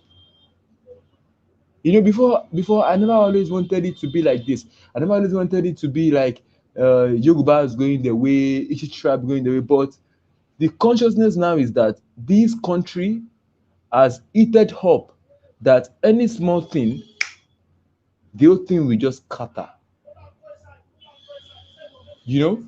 So if everything is going to scatter, sometimes it takes things to scatter before they can get rebuilt. So totally, I believe tribalism is a route to revolution. And if the blacks in America are seeing themselves truly as a tribe, if they are truly, and you said they don't care, if they care enough to see themselves as a tribe, then you can come and join the remaining tribes here in Africa and we can form a nation, United Nations of Africa.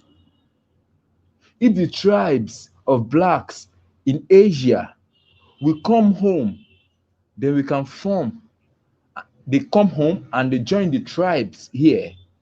If the ones in Brazil come home and they join the tribes here, if the one in Cuba come, if the one in Europe comes, the tribes of blacks in America, if they join us, then we can see that tribe is independent, but it's just, no matter how independent tribe is, it's just a subcomponent of the whole nationalistic Okay, idea. okay. So if you're asking me, do I think that tribe is independent, then sure. But as far as we, us over here, no. You understand what I'm saying? Definitely not. The only thing about us that's independent is the treatment. You understand? We have a very specific treatment that is independent to us. You understand? So that's the only thing I would say that is really independent. But yes, if we were for one day to all see each other as one tribe. What I was trying to say about the independent is as regards how we can use it for a proper revolution and a proper formation of what Marcus Garvey have always wanted, which is United Nations of Africa. If Yeah, we do absolutely. Well, yeah. If everybody surely, was to, like I said then we have to earlier, start from if the everybody smaller, was to smaller hop groups, on, the people's tribes. if everybody was to hop on the same accord, then we could have all of this Because almost overnight. if the Yoruba man is not in accord with the Hausa man, and the Hausa man is not in accord with the But Togo then you have man, disarray. Yeah, that's what I it's a mean. problem. But if the Igbos agree within themselves, the Yoruba agree within themselves, then we can have a treaty of living together. I mean, we are humans. I mean, the white people, they made it seems like, oh, we can't coexist. Oh, we don't have the mental capacity to live together. They are lies. These things are lies. I mean, this is Lagos. Lagos consists of various tribes. We have the Igbos, the Hausas, even people from different parts of the world are living in Lagos and are living in peace. So if we are having problem coming together as a nation and we don't have problem coming together as a tribe, okay, then let's come together as a tribe first. At least Yeah, I let's mean, just exactly. Yeah, so let's do that and let's see if we won't have a peace to complete the puzzle of the United Nations of Africa. I mean, I was very amazed when the Yoruba nations came out to fight for themselves. They came out to fight. They killed, the soldier killed a young girl. The young girl died. You know, so the Biafra, they've yeah. lost so many soldiers in their war. They've killed so many youths. Some are still imprisoned. So when every tribe have lost something, when every tribe has struggled, then I'm telling you that we will have United Nations of Africa. Gradually, other tribes will join. And it will be very easy. It will be easy. It is possible. But Well, if like I said, it all goes back to if everybody's on the same accord. Because even if we started out, then we had a few tribes joining, and we created the United Nations of Africa. If everybody's not on the same accord, then one thing we're also going to have to worry about is what we always have to worry about: other black people sabotaging black people. So unless everybody's on the same accord, forming organizations, though it is a step, it is not the solve one problem solve all or one issue solve all type of deal, because you're always going to have to worry about opposition from people who look like you, because they are not on the same exactly, accord as you, and they want to please everybody else who doesn't give a damn about them over you. So that's been the problem with a lot of our organizations. You understand what I'm saying? That's what happened to Malcolm. That's what happened to Garvey. That's what happened to that's what happened to all these people. It was somebody who looked like us helping out a motherfucker who don't look like us to sabotage us. So it all goes back to if we're going to be on the same accord or not. Because Yeah. if So we're not going to be on the same accord, it if doesn't matter how many tribes we put together. okay, Masa, I get where you're coming from, and that's the part where I will just talk about enlightenment and re-education. You see, when it Mhm. comes to nationalistic patriotism, many Africans, they are not even conscious of it. The only thing they know, Yeah. It's religion.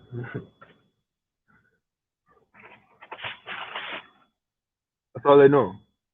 Religion and blacks in everything else America who that have all heard that about that Marcus Garvey and all, but people here are still pretty much behind mentally. Understand? So if we can unite them from tribe and then keep educating them, by the time we educate the tribes, each tribe, when it gets to a level, they themselves will get a bigger picture. That is why they said that, Creswell Singh said that every generation has a task to play, you know? So if we can put the puzzle together, okay. I mean, it's better for Masa. It's better for the Yorubas to agitate. It's better for the Biafrans to agitate. And if the Yorubas are arguing for revolution, they agree within themselves. If the Biafra are arguing, they agree with themselves. It is better like that than when the Yorubas can't even agree within themselves. It was like this before this present protest all over in Nigeria. I can tell you that the past, as at last year, many Yorubas, many Igbos, even within themselves, they don't, they can't point to a direction they want to go. It's just like a lake that has been left there and is now saying that until they join me to the remaining lake, I won't move. What? If the Yorubas are so, I mean, the Yorubas, they never imagined anything like revolution until the Biafra started agitating for it. Now, when they now agitated and the government reciprocated and killed some of them, that actually opened their mind to the seriousness of the issue. I don't know if you understand me. It's better for us Listen, I understand that. to be I moving on understand this that, but tribal lane that goes than for back to us not to move at all. that goes back to what we were saying earlier, though. You understand? Uh, when they saw that they were on that, they decided to be on that, but they could have very well went the other way and found a problem with it. You understand? So it all depends on the tribe or the people and what they want to do. It's not always going to lead to what we want it to lead to. Because there's Mm, been plenty of times where motherfuckers have stood up and tried to do something and then got stabbed in the back by their own people. mm. By their own people. Before any pale face come, your own people is at your neck.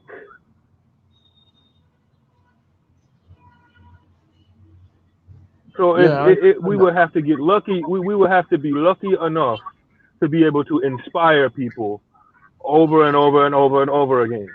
But with inspiration comes the other side of things, hating and hate and disdain and sabotage. Because you're always going to have somebody trying to impress Whitey. So when we talk about revolution, what do we do with the detractors? What do we do with the traitors? What do we do with the people who are not on the court? These are the hard questions we got to ask ourselves. Are you ready to get rid of people who aren't on what you own, even if they look like you? Because we don't really have time to sit here and try to convince everybody. As it get hotter, they're gonna keep doing more and more things to try to nullify us because they understand our connection to the sun. They know everything about us more than we do, or at least some of us. Some of us are awoken and we understand ourselves to a greater extent than the majority. But even then, there's so much that they have hid from you that you don't even know about yourselves. But they know, and they've been preparing for who knows how long, because they've always had the upper hand and never really had to sweat because we don't do anything. We don't make them sweat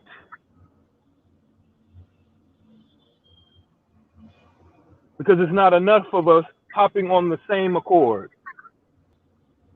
You got one person in this city here, one person in this city here, then you go across the fucking ocean. You got one person in the city there and one person in that city there. That's not going to do anything. When it's a whole damn planet that needs freeing, And that's not masses going to have to happen. hop on the same accord. Okay, Master, I have a question for you. I want to talk about the how the United States of America. I understand the United States of America. There was a time it wasn't united. Is that right?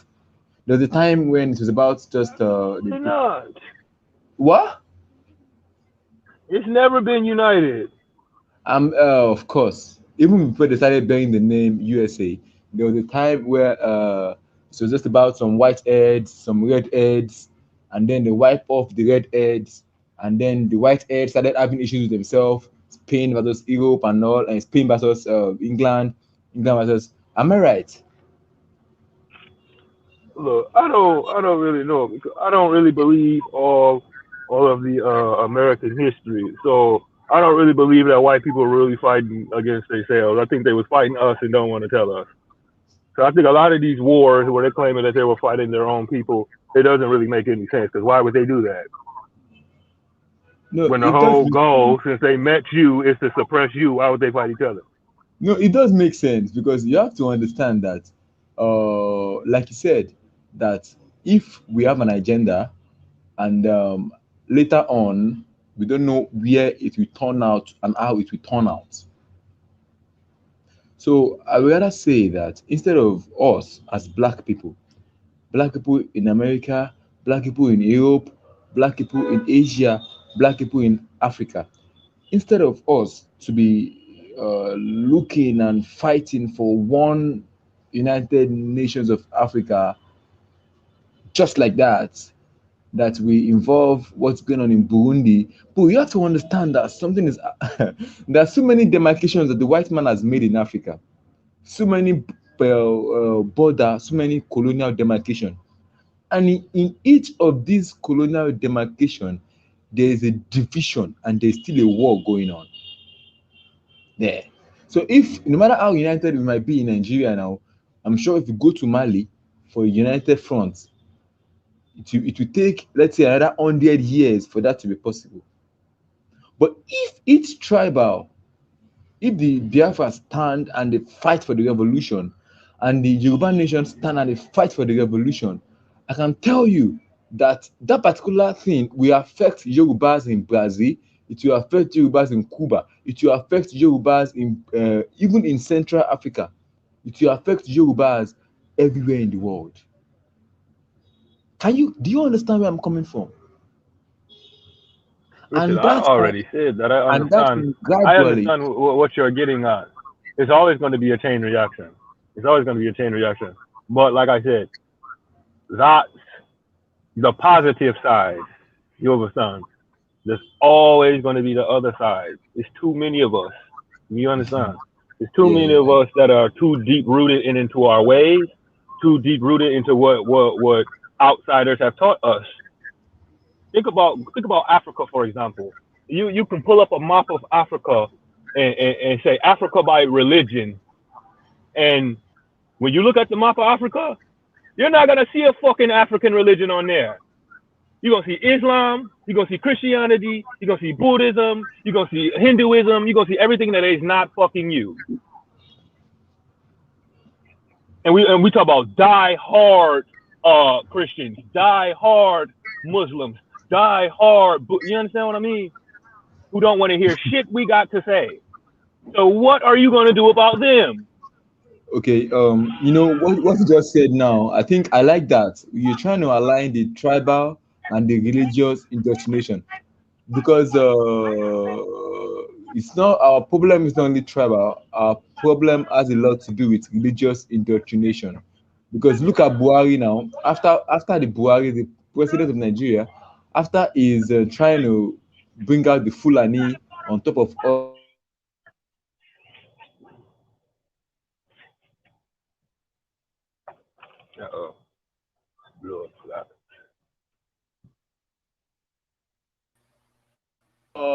I don't Think you know started if breaking you up. hello. I think am I clear? Can you hear me, guys? Yeah, you go now. I think if Yeah.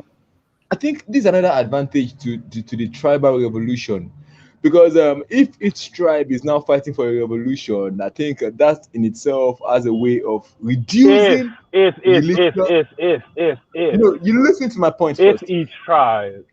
Yeah, okay. As it is now that the Biafrans and the Yoruba nation, as they are coming out now, I can tell you that religious indoctrination will fall off over a matter of time, even though we have die hard. Why did I say this?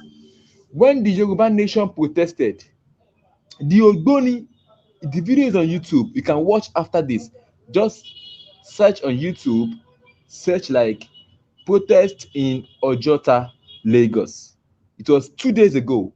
The protest was 2 days ago. Now they killed a girl there because a Yoruba agitator he was an Ifa priest. He is a priest. The man is a priest. The man is an Ogboni, and they were putting on white clothes. Him and about 20 other women. That is the African tradition.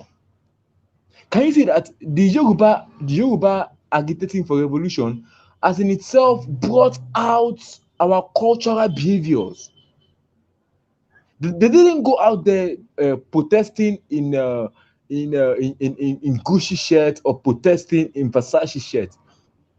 Those old men But they came listen, out listen, protesting. brethren. No, no, I'm coming. I'm just trying to tell you that if we are just following this tribal agitating for revolution, it will cure so many things, brother. It will cure some because if we are now under the Yoruba Listen. nation, and the man, okay, I'm coming. Let me say this last one. You know, Okay. as a Yoruba person, if you are a Christian or you are a Muslim, that is the normal thing here now because we are all And that's Nigerians. a problem. Now the problem will get solved if the Yoruba nation. No, that's the No, problem. It no, I'm ain't no, coming. no, I'm no, no, coming. no. I'm We're not gonna coming. do I'm that. coming. No, listen to my point. The problem won't still remain at that percentage. The problem will not remain, I repeat, at that percentage if the people are clamoring under their tribal nation. If that's the thing. No, it's It will all if definitely reduce. There are some Christians who are just shy to come out that they are You like, aboriginals. and that's what I was Some saying earlier. You're gonna have people who convert and hop on it, and then you're gonna have people who not. That's what I'm trying to get you to understand. So the idea is a good idea. It's a good idea, but that's if motherfuckers want to do that. And if they don't want to do that, then you know what I mean. We it's gonna be some struggle. oh, but well, I'm gonna ask Now, you this: with the is it just better for judging us by to the stay where sheer we are? number, just judging by the sheer number of us that it is on the planet, to to to to be able to influence all of us, that is a very, very, very, very large task. So we're talking about the Yoruba, and we talk about, that's Nigeria. You understand what I mean? We still got the whole world. You understand? Nigeria is huge, yes, but we still have the whole world. You understand? So while we are influencing and inspiring, we're gonna have niggas hating and we're gonna have motherfuckers mad and trying to sabotage you because that's just what people do. That's what's always happened. That's what continues to happen. It's happening right now as we speak. You always gonna have detractors and traitors and people who are not on it. Like you said, if you are a diehard Christian as an African, that is a problem. You're You know, already in problem what territory. what you're talking about now is a distrust among us already, and the distrust was made be by the colonial orientation, colonial demarcation, colonial religion. Now, this distrust is going to Hmm. take us a lot of enlightenment to reduce them. But trust me, if this tribal agitation, this tribal revolution, if it becomes successful, it will be like it will be like an action putting into play. The people by Well, themselves, yeah. they will know Listen, what they are supposed to do. if They will know the listen, religion they are supposed to go. listen, They will know the language they are supposed to speak. Because if it's a Yoruba nation, you can't still be speaking English. You have to speak Yoruba. listen. But that's if it works, brother. You understand? Like we got that part. If it I works, mean, then yeah, if everything it gonna be works, fine and it's gonna be dandy. a You whole understand lot what of I'm saying? advantage to us. Yeah, yeah, I understand you, Massa. If our plan works, then everything will be fine and dandy. Yeah, but we break it down. How are we gonna do that though?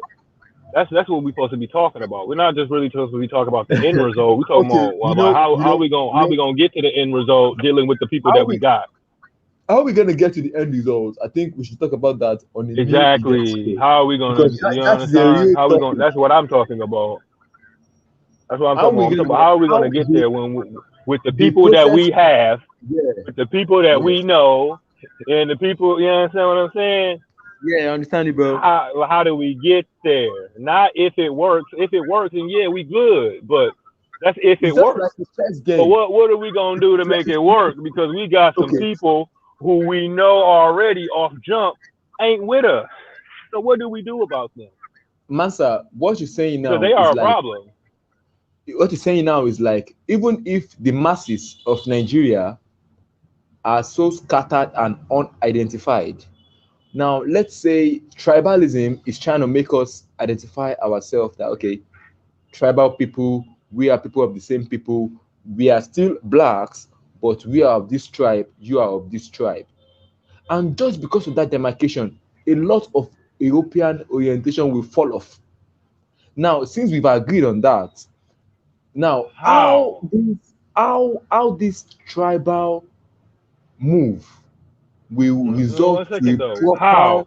a How? proper what? The answer that. Answer that, brethren. How? Okay, What? so just okay. If I identify, okay. So say I'm in Nigeria, right? You say you're Yeah. Yoruba. Say I'm Mm-hmm.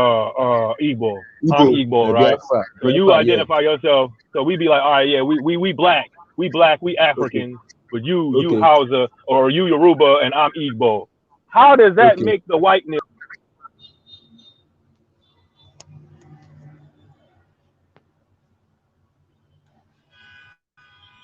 Are you there? Are you there? Hello? Hello? Hello? Yeah.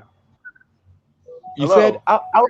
you said your question was how does our individual How does that tribal just make the tribe. European stuff fall off just because you identify as a certain thing? Because as we speak, you identify as Yoruba Let or me whatever tell you you. are. They Let me tell you. identify as Let me Igbo tell or you. whatever they Let are, me tell you, and they brother. Let me identify tell as you. that, and they are still Christians, Muslims, and everything Let else me that tell they're you, not brother. supposed to be.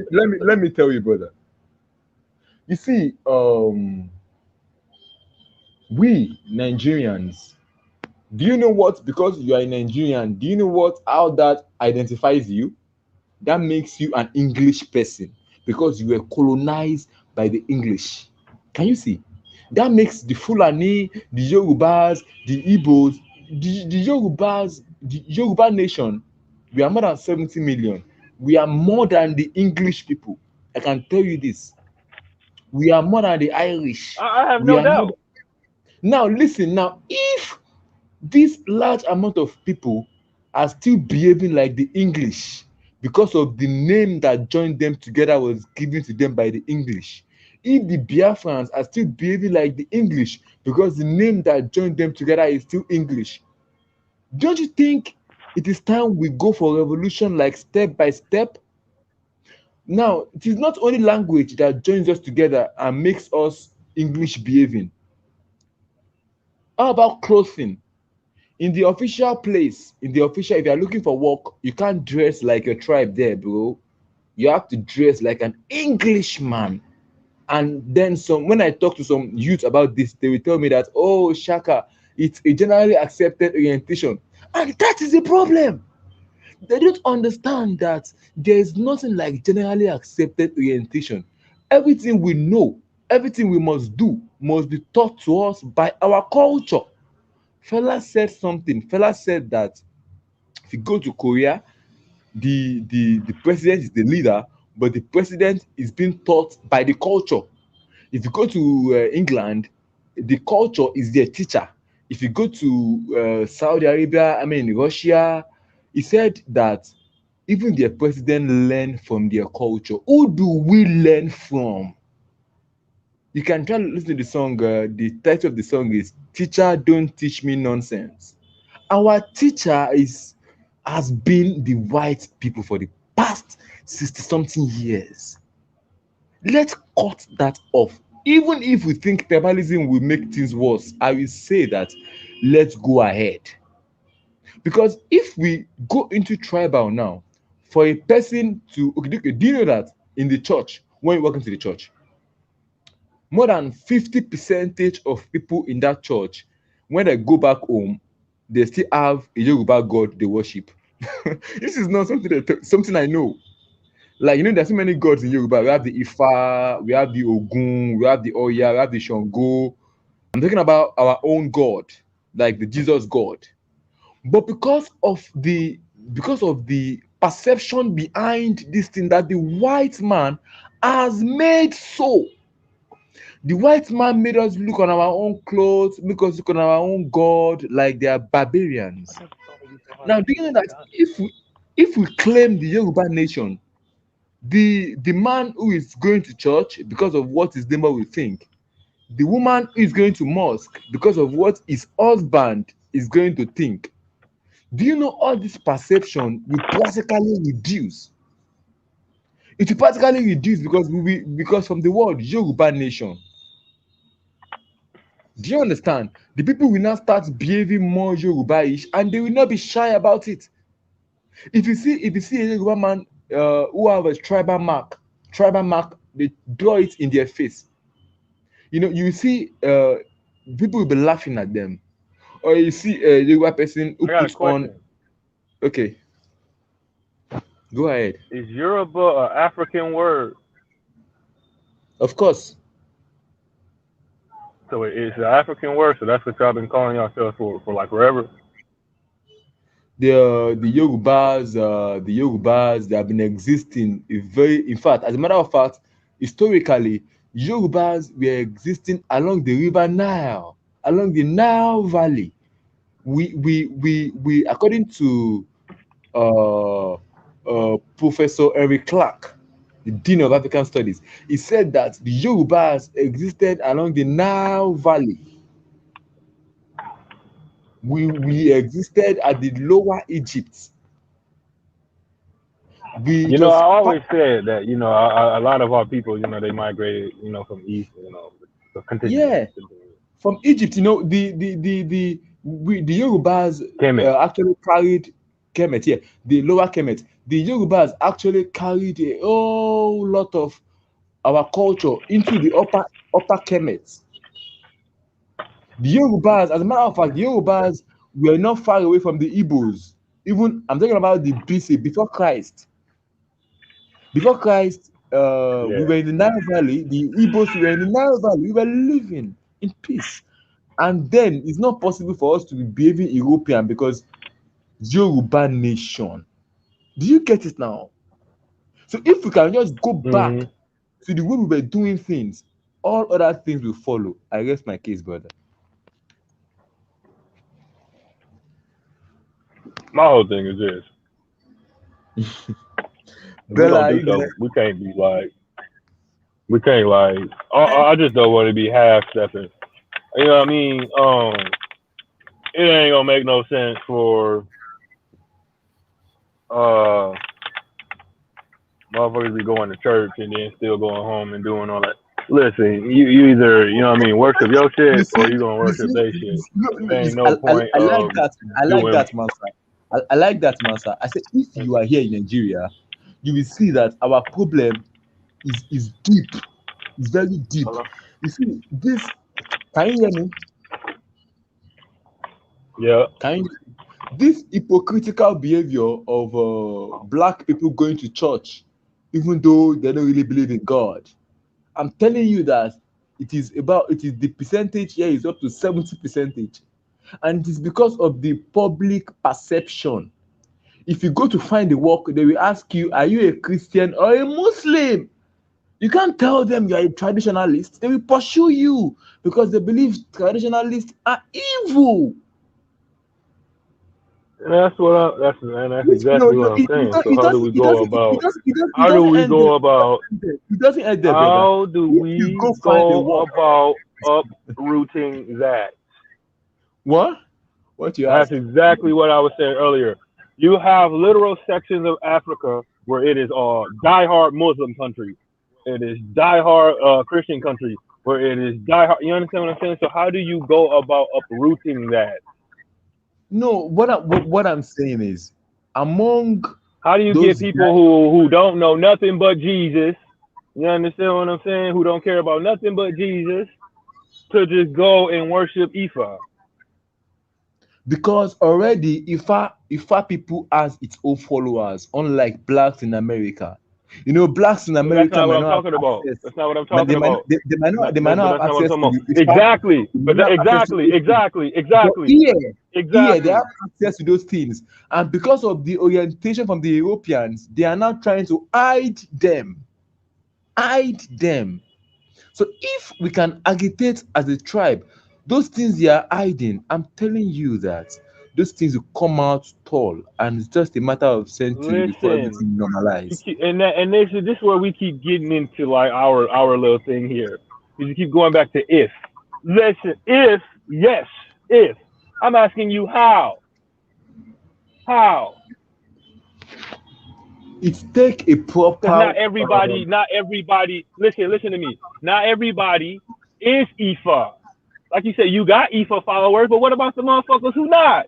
What about people who's just Christian? What about people who's just Muslim? What about people who's literally just that? How do you convert them over to that? How are we going to do that? That's what I'm asking. Listen, we could talk no, about if yeah, if everything go right, then yeah, we gonna have a big clan full of a Mr. big Master, fucking planet full of Mr. niggas. Master.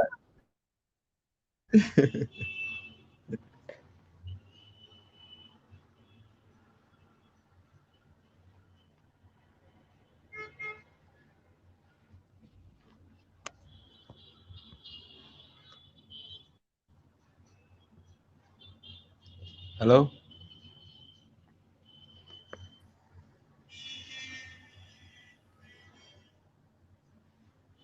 hello,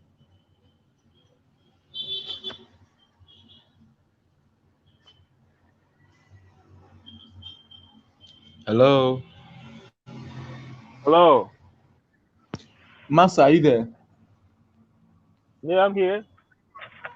You're forgetting that our problem is not just religious indoctrination. Our Yeah, but problem listen, but starts from nobody's saying mental that our only indoctrination. problem is religion. But No, I'm just telling you the that question that if the I am men, if, asking you, that okay, listen. I just want to answer the question. You understand? How do we get? Listen, all I'm talking about right now is the religious part. I'm not saying that religion is the only problem that we have. We have a fucking laundry list of problems. But religion is a very foundational problem because your true, spiritual system, you understand what very you true, believe in has a lot to very do with true, your brother. entire Continue, life. brother. Very So true, very true. Continue. how do we convert these diehard Christians, Muslims, and African people who are in these other religious sectors who don't practice any traditional African nothing? How do we convert them over into traditional African spirituality? Do you want me Like to I answer said, that? me and Bella have had our Me and Bella have had our fair share of trying to talk sense into religious people, and it don't fucking work. You know why? Because it's what they believe.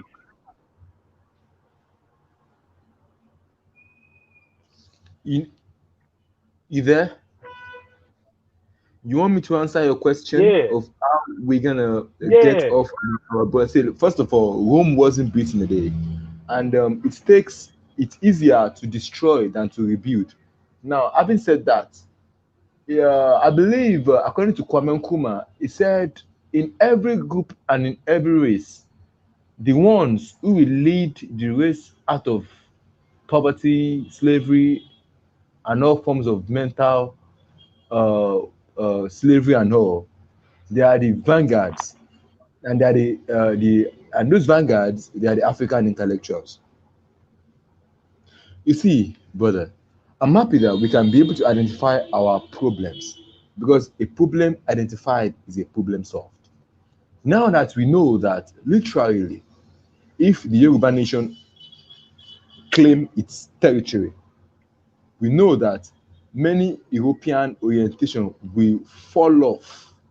Now, what the African vanguards should do now is to create programs, create, uh, I repeat again, programs that will, Hmm. that will foster, that will foster mental emancipation, mental Hmm. emancipation.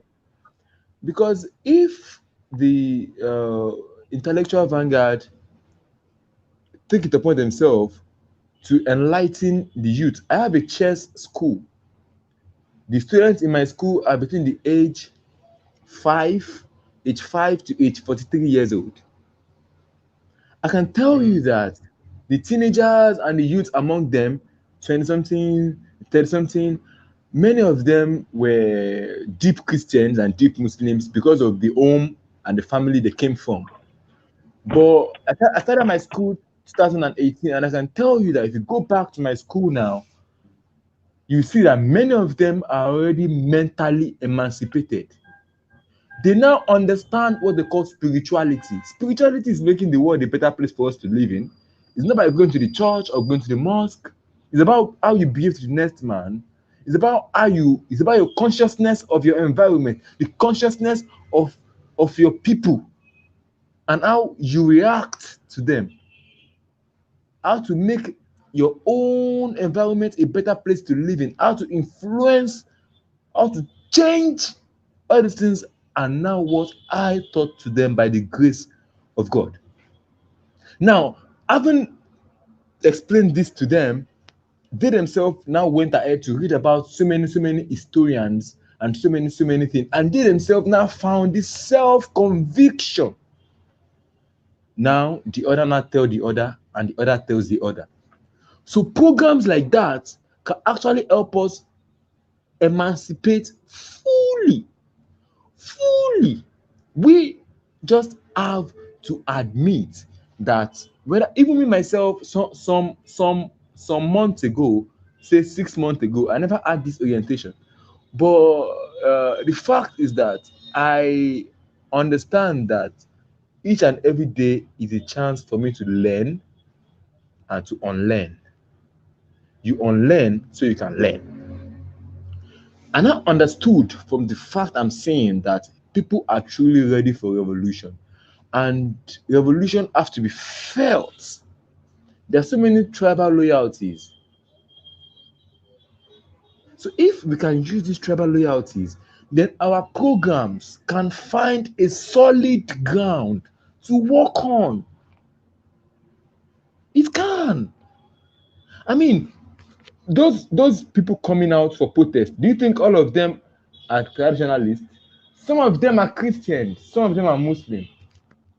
And I saw them moving hand in hands, holding hand with the Ifa man, holding hand with the Ogun man, holding hand with the Orisha man, with the traditionalists, just to face the protest. So if the people can unite for a minute reason, we the African vanguard, we can give them a whole bunch of reason to unite. Do you understand? We give them a whole bunch of reasons why they have to unite and form a United Nations of Africa. It doesn't happen, but you were asking me for the process, how the the deep Christian man can change his behavior to an Ifa man is through the hard work of the vanguards. But trust me, Massa, this tribal agitation is not at all a bad move. No, no, no, no, no. I would never believe that.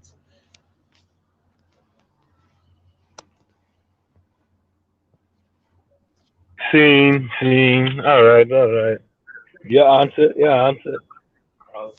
So, would you agree that the main way to go about this would be to target the youth? The youth and the children, my brother. Do not joke with the children. Exactly. The youth and how I do this is that I understand that entertainment is a very powerful tool in education. Entertainment can be used for education. So that was the reason why I started a chess school to entertain and silently enter the minds of the children, the minds of the youth, so they themselves can see, they can truly believe that okay, we can do this. Ifa, Ifa is actually a good god. Ogun is a wonderful god. Oya is a great woman. She's a great goddess. You know Yeah. why we are entertaining them, we are putting all these things inside. You know me out here. And yeah, yeah. So it is the work of the African intellectuals to totally get the freedom. That's all I have to say, man. Yeah. I hope you understand me now. Yeah, I got you. Bella, you got anything to say? Do you get me, or do you agree with me that the Yeah. tribalism will be a step forward and the African vanguards will take it off from there? Well, I mean, you would first have to get past the division that tribalism actually,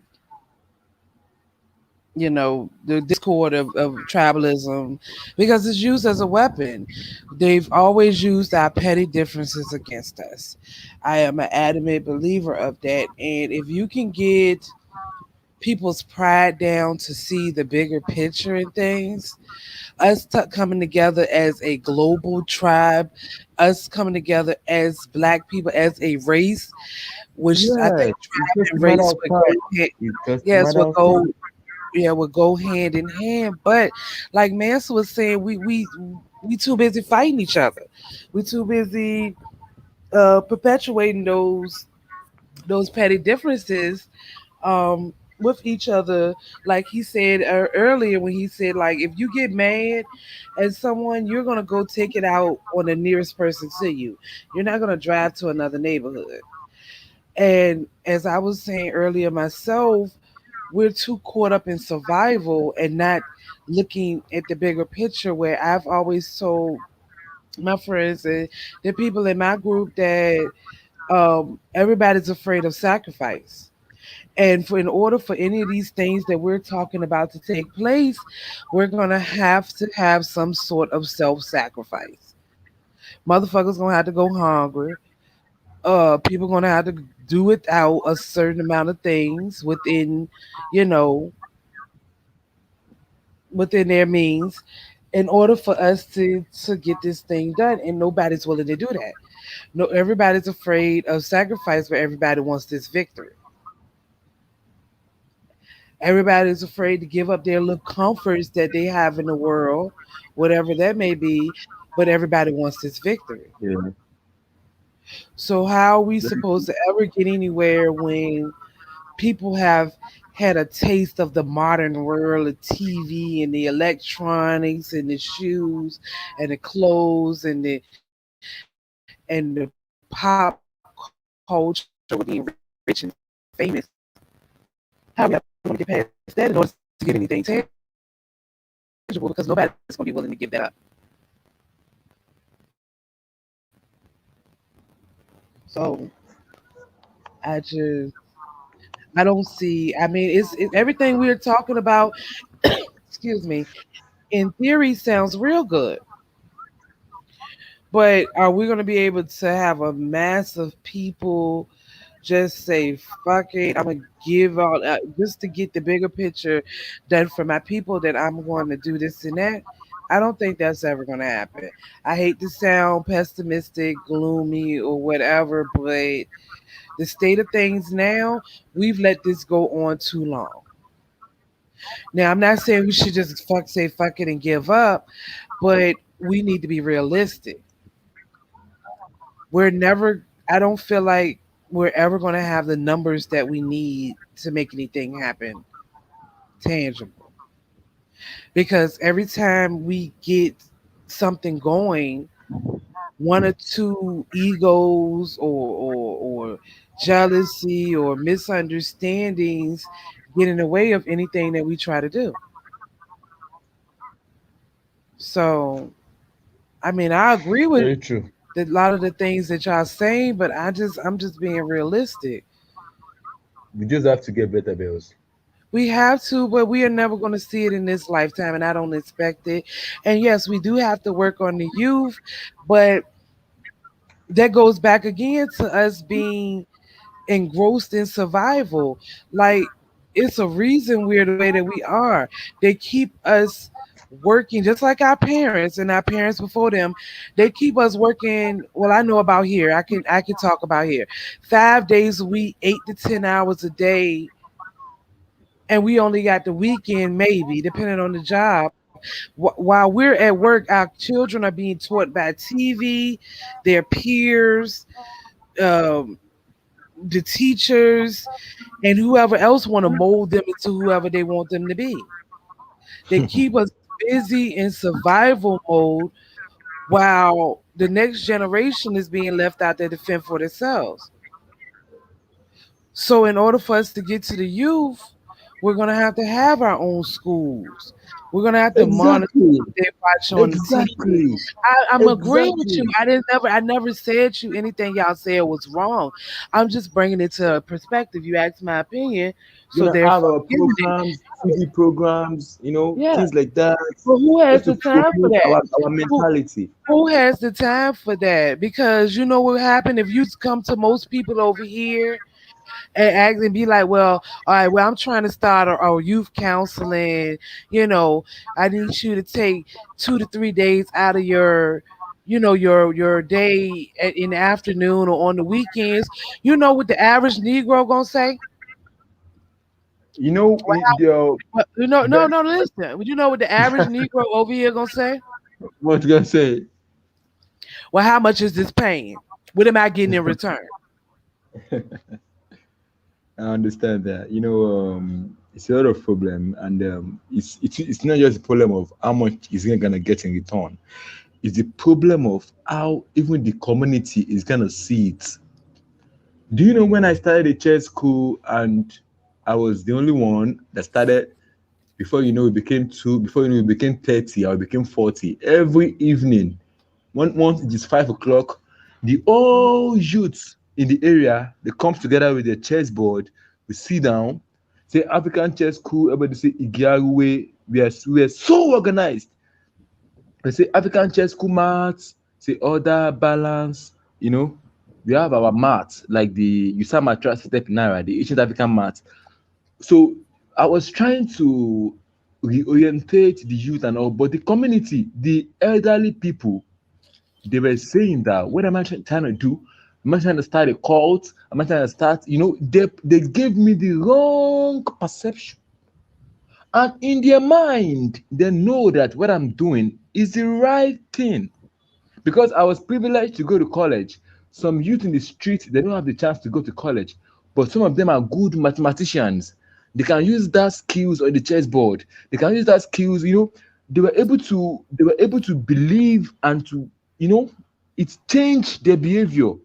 And the adults in the environment, they were angry already. So how do we deal with that?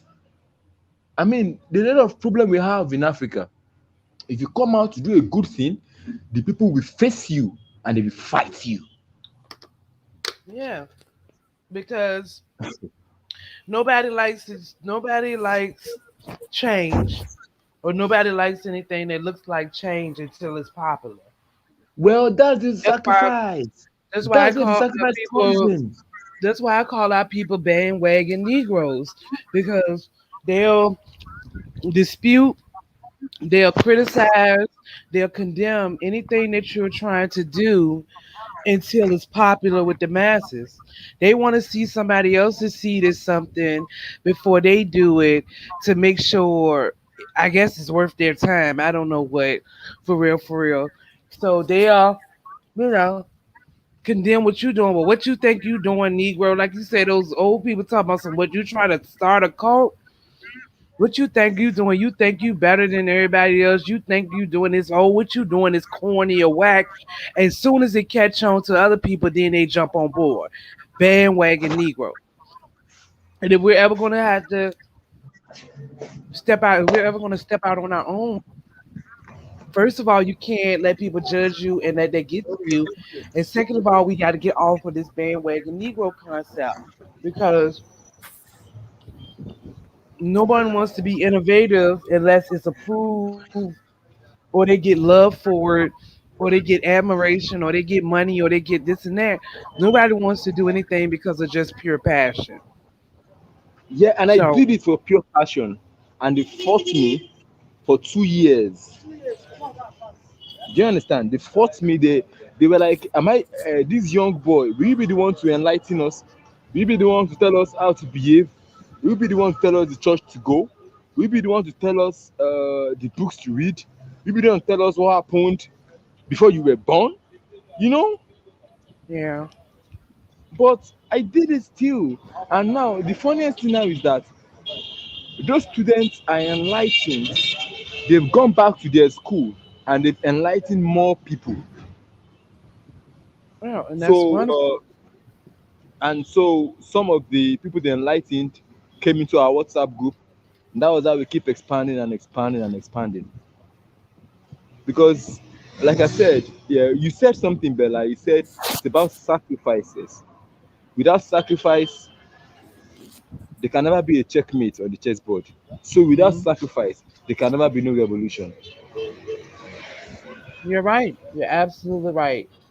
But like something that Manson was saying earlier, there's just not enough people.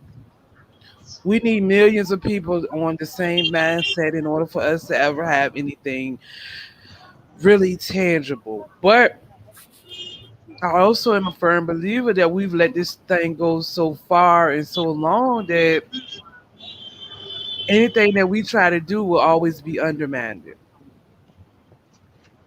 Anything Bella, I can will tell you always that be undermined. I can tell you that I know we've spent a lot of time not doing anything, but I can tell you that it's never too late. Oh no, I didn't say it was too late. I just said it'll always be undermined. It'll always be somebody somewhere trying to throw a monkey wrench in the gears. It'll always be someone somewhere, and that's where it comes in with us training each other and focusing and being determined, because, like we was talking about earlier, Marcus Garvey had over 1 million memberships in the UNIA, but yet he gets arrested for mail fraud, and then everything just falls apart. How? Why? When he had over 1 million members in the UNIA, how did that happen? Because there was no one there probably to take up the mantle when he died. I mean, well, when he got ousted or went to jail. Then he got deported from America back to where I think he was from, Africa. he went to Europe and he died in like 1940. And then that was basically, I mean, there's smaller branches of the UNIA still in existence, but we're talking about a man that had rallied most of Black America, organization of the now reduced to a Millions of few people and crumbs shit. here and exactly. Like he had ships and businesses and all types of things like Exactly. newspapers. I mean, and then he go to jail and that's when it started crumbling. How can somebody simply going to jail make a million plus membership organization just crumble and fall? Give me that. Because there was no one to take up the Yeah, mantle. because the organization was based on a unitary man. I think I have to let this out in this broadcast. No, I mean, I don't. I mean, he was the face, he was the That's voice, but yeah, he had a lot of people in place running it because Marcus Garvey would rather write. His focus and his passion was speaking in the newspaper. He rather spend, and a lot of people say that was his downfall because he left the organization to be run by the members. But if it was that case, then how when he went to jail, all of it fell apart. But his focus was mostly on that newspaper and his speeches and stuff and recruiting more members. The accounting, the everyday logistics of the organization was left to the people around him, his crew, as we would say nowadays. So how did him going to jail and then subsequently being deported just make this whole mighty group something we've never seen in our common history um just crumble and fall like that? How could a million person organization be so fragile? hmm. Somebody answer me that. And then for something like that to never be seen again, it's literally been 100 years, if I'm not mistaken. Yeah, last year was 100, because I know he came up with the RPG flag in what August of 1920, the liberation flag. So I think what August, yeah, this will be the 21st year this year, and we still ain't what 101 first year this year, and we haven't seen anything as powerful and as mighty as that yet in 100 years. Well, the Black Panthers could have got close, You're but talking some deep things right now, Bella. huh? I said you're talking some deep. You're asking some deep questions right now. Exactly. The These are the fact, type of questions we need to tackle, no yeah, matter yeah. how The hurtful fact, they are. what happened that the millions of people he gathered just went out like that because he went to prison? What was the organizational error? What was missing? Because I don't want to believe that Marcus Garvey is a dumb person. A dumb person cannot bring up that kind of a big organization. So Exactly. what are the things we can learn from our ancestors that we should talk about? Shows like this, Bella, we should have them, Yeah, you know, we should you're have them right. more often. So we can, because from what Mansa said now, I've seen something I have to think about. I have to think about what happened, what is the next step if the Yoruba nations and the Biafran, if they get what they want, what will be the next step? Because if there is no next step, we will literally go back to where we came from. Exactly. Very true, Because that's what very I true, asked you. Like very we true. was just Marcus Garvey and the UNIA was a very good example. Then we fast forward to the Black Panther Party. Um and they no longer exist, and then to add insult to injury, even though I know that program has helped a lot of people here, especially black families, after you destroy a group, you then take and use their programs and turn them into federal programs. And anybody from America that know their history know that I'm talking about the WIC program, the Women, Infant, and Children program, which is a national federally funded program now, where they give they help underprivileged families with kids under the age 5 and under with groceries, like nutritional groceries like milk, eggs, all the shit from the food pyramid that they said is supposed to be good for you. They help them buy those things for free. That program was started by the Black Panther Party. So you to destroy these people and then you owe it. And I feel like little shit like that is maybe I'm reading into shit too much. But I feel like shit like that is a spit in the face. I feel like shit like that is a spit in the face. You destroy these people and everything that they were about, and then you take and nitpick off of the shit that you feel was good they did. And I think that was a pacifist thing. That was another underhanded pacifist thing that they did. Oh, these programs that them Negroes was doing in their neighborhoods, let's keep them to keep the people calm. Because we take that way, they're gonna be mad and keep talking about this Black Panther Party. And we want these Negroes to be swirled from existence. They need to be seen as the bad people, the animals that they were. So, so for them, we're gonna continue to look like a savior here. So, Massa got rid of the bad Negroes, but we kept the good things they were doing. So you should appreciate Massa because we could have took it all away.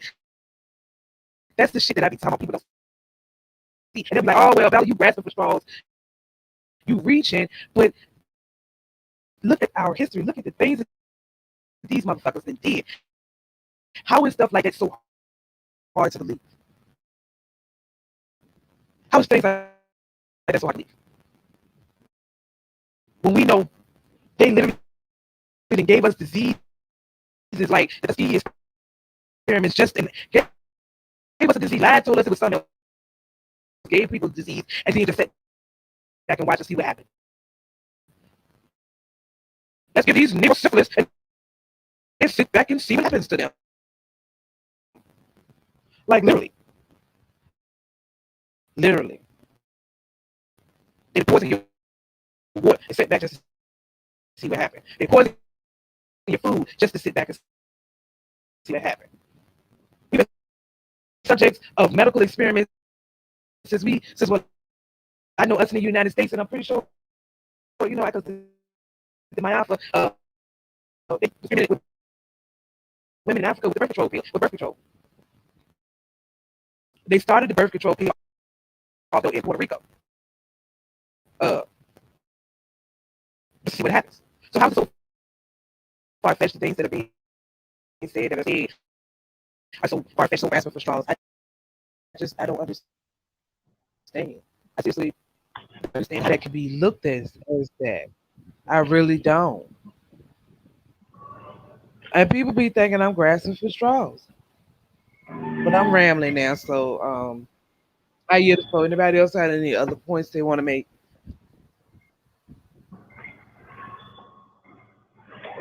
I don't know.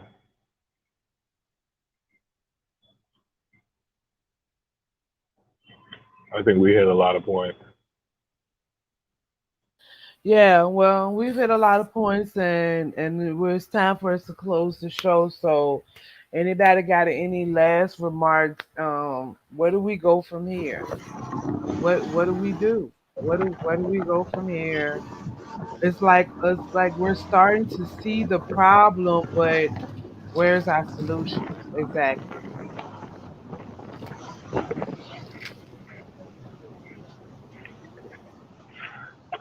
Yeah, that's the part we gotta work on. Yeah.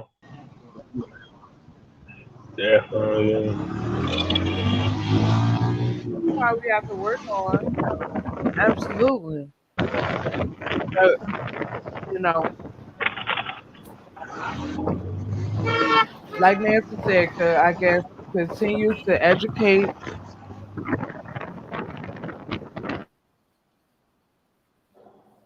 We continue to educate for as long as we can, for as much as we can. Hopefully, it'll catch on and we can get things done as a people. But I'm not holding my breath. I will pass on the Yeah. information, the things that I've learned over the years to anybody that will listen. That's part of the reason why we do these shows. And I will, whoever wants to know more, I will give them more of what I have in me. I will always be one for my people. I will always, in some way, shape, or form, stand up for my people. But until I see some real initiative from the Yeah. masses, my little circle is going to be real small, point blank. All right, well, I yield the floor, closing remarks, and then we'll close the show, y'all. Um. All right. Nice work. Nice work to you, Bells.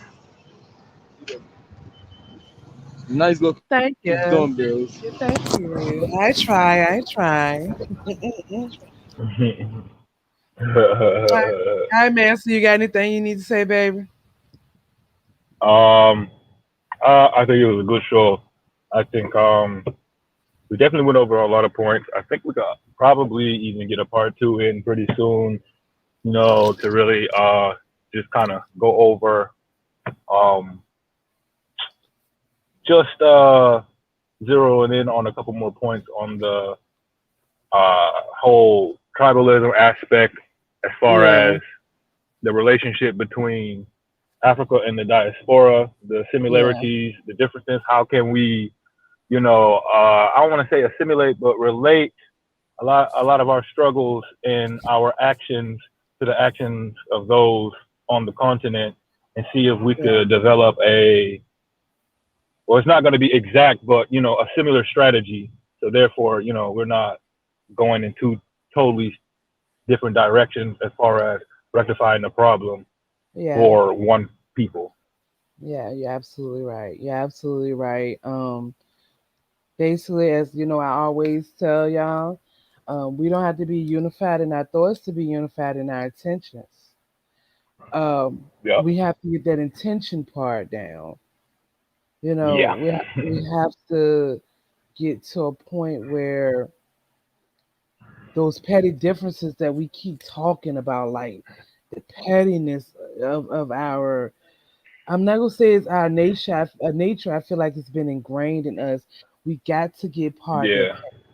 we have to if we're ever going to have anything as a people, because you got to understand that the enemy, even though it feels like they slowed down, they'll never stop their initial Yeah. plan of destroying us as a people.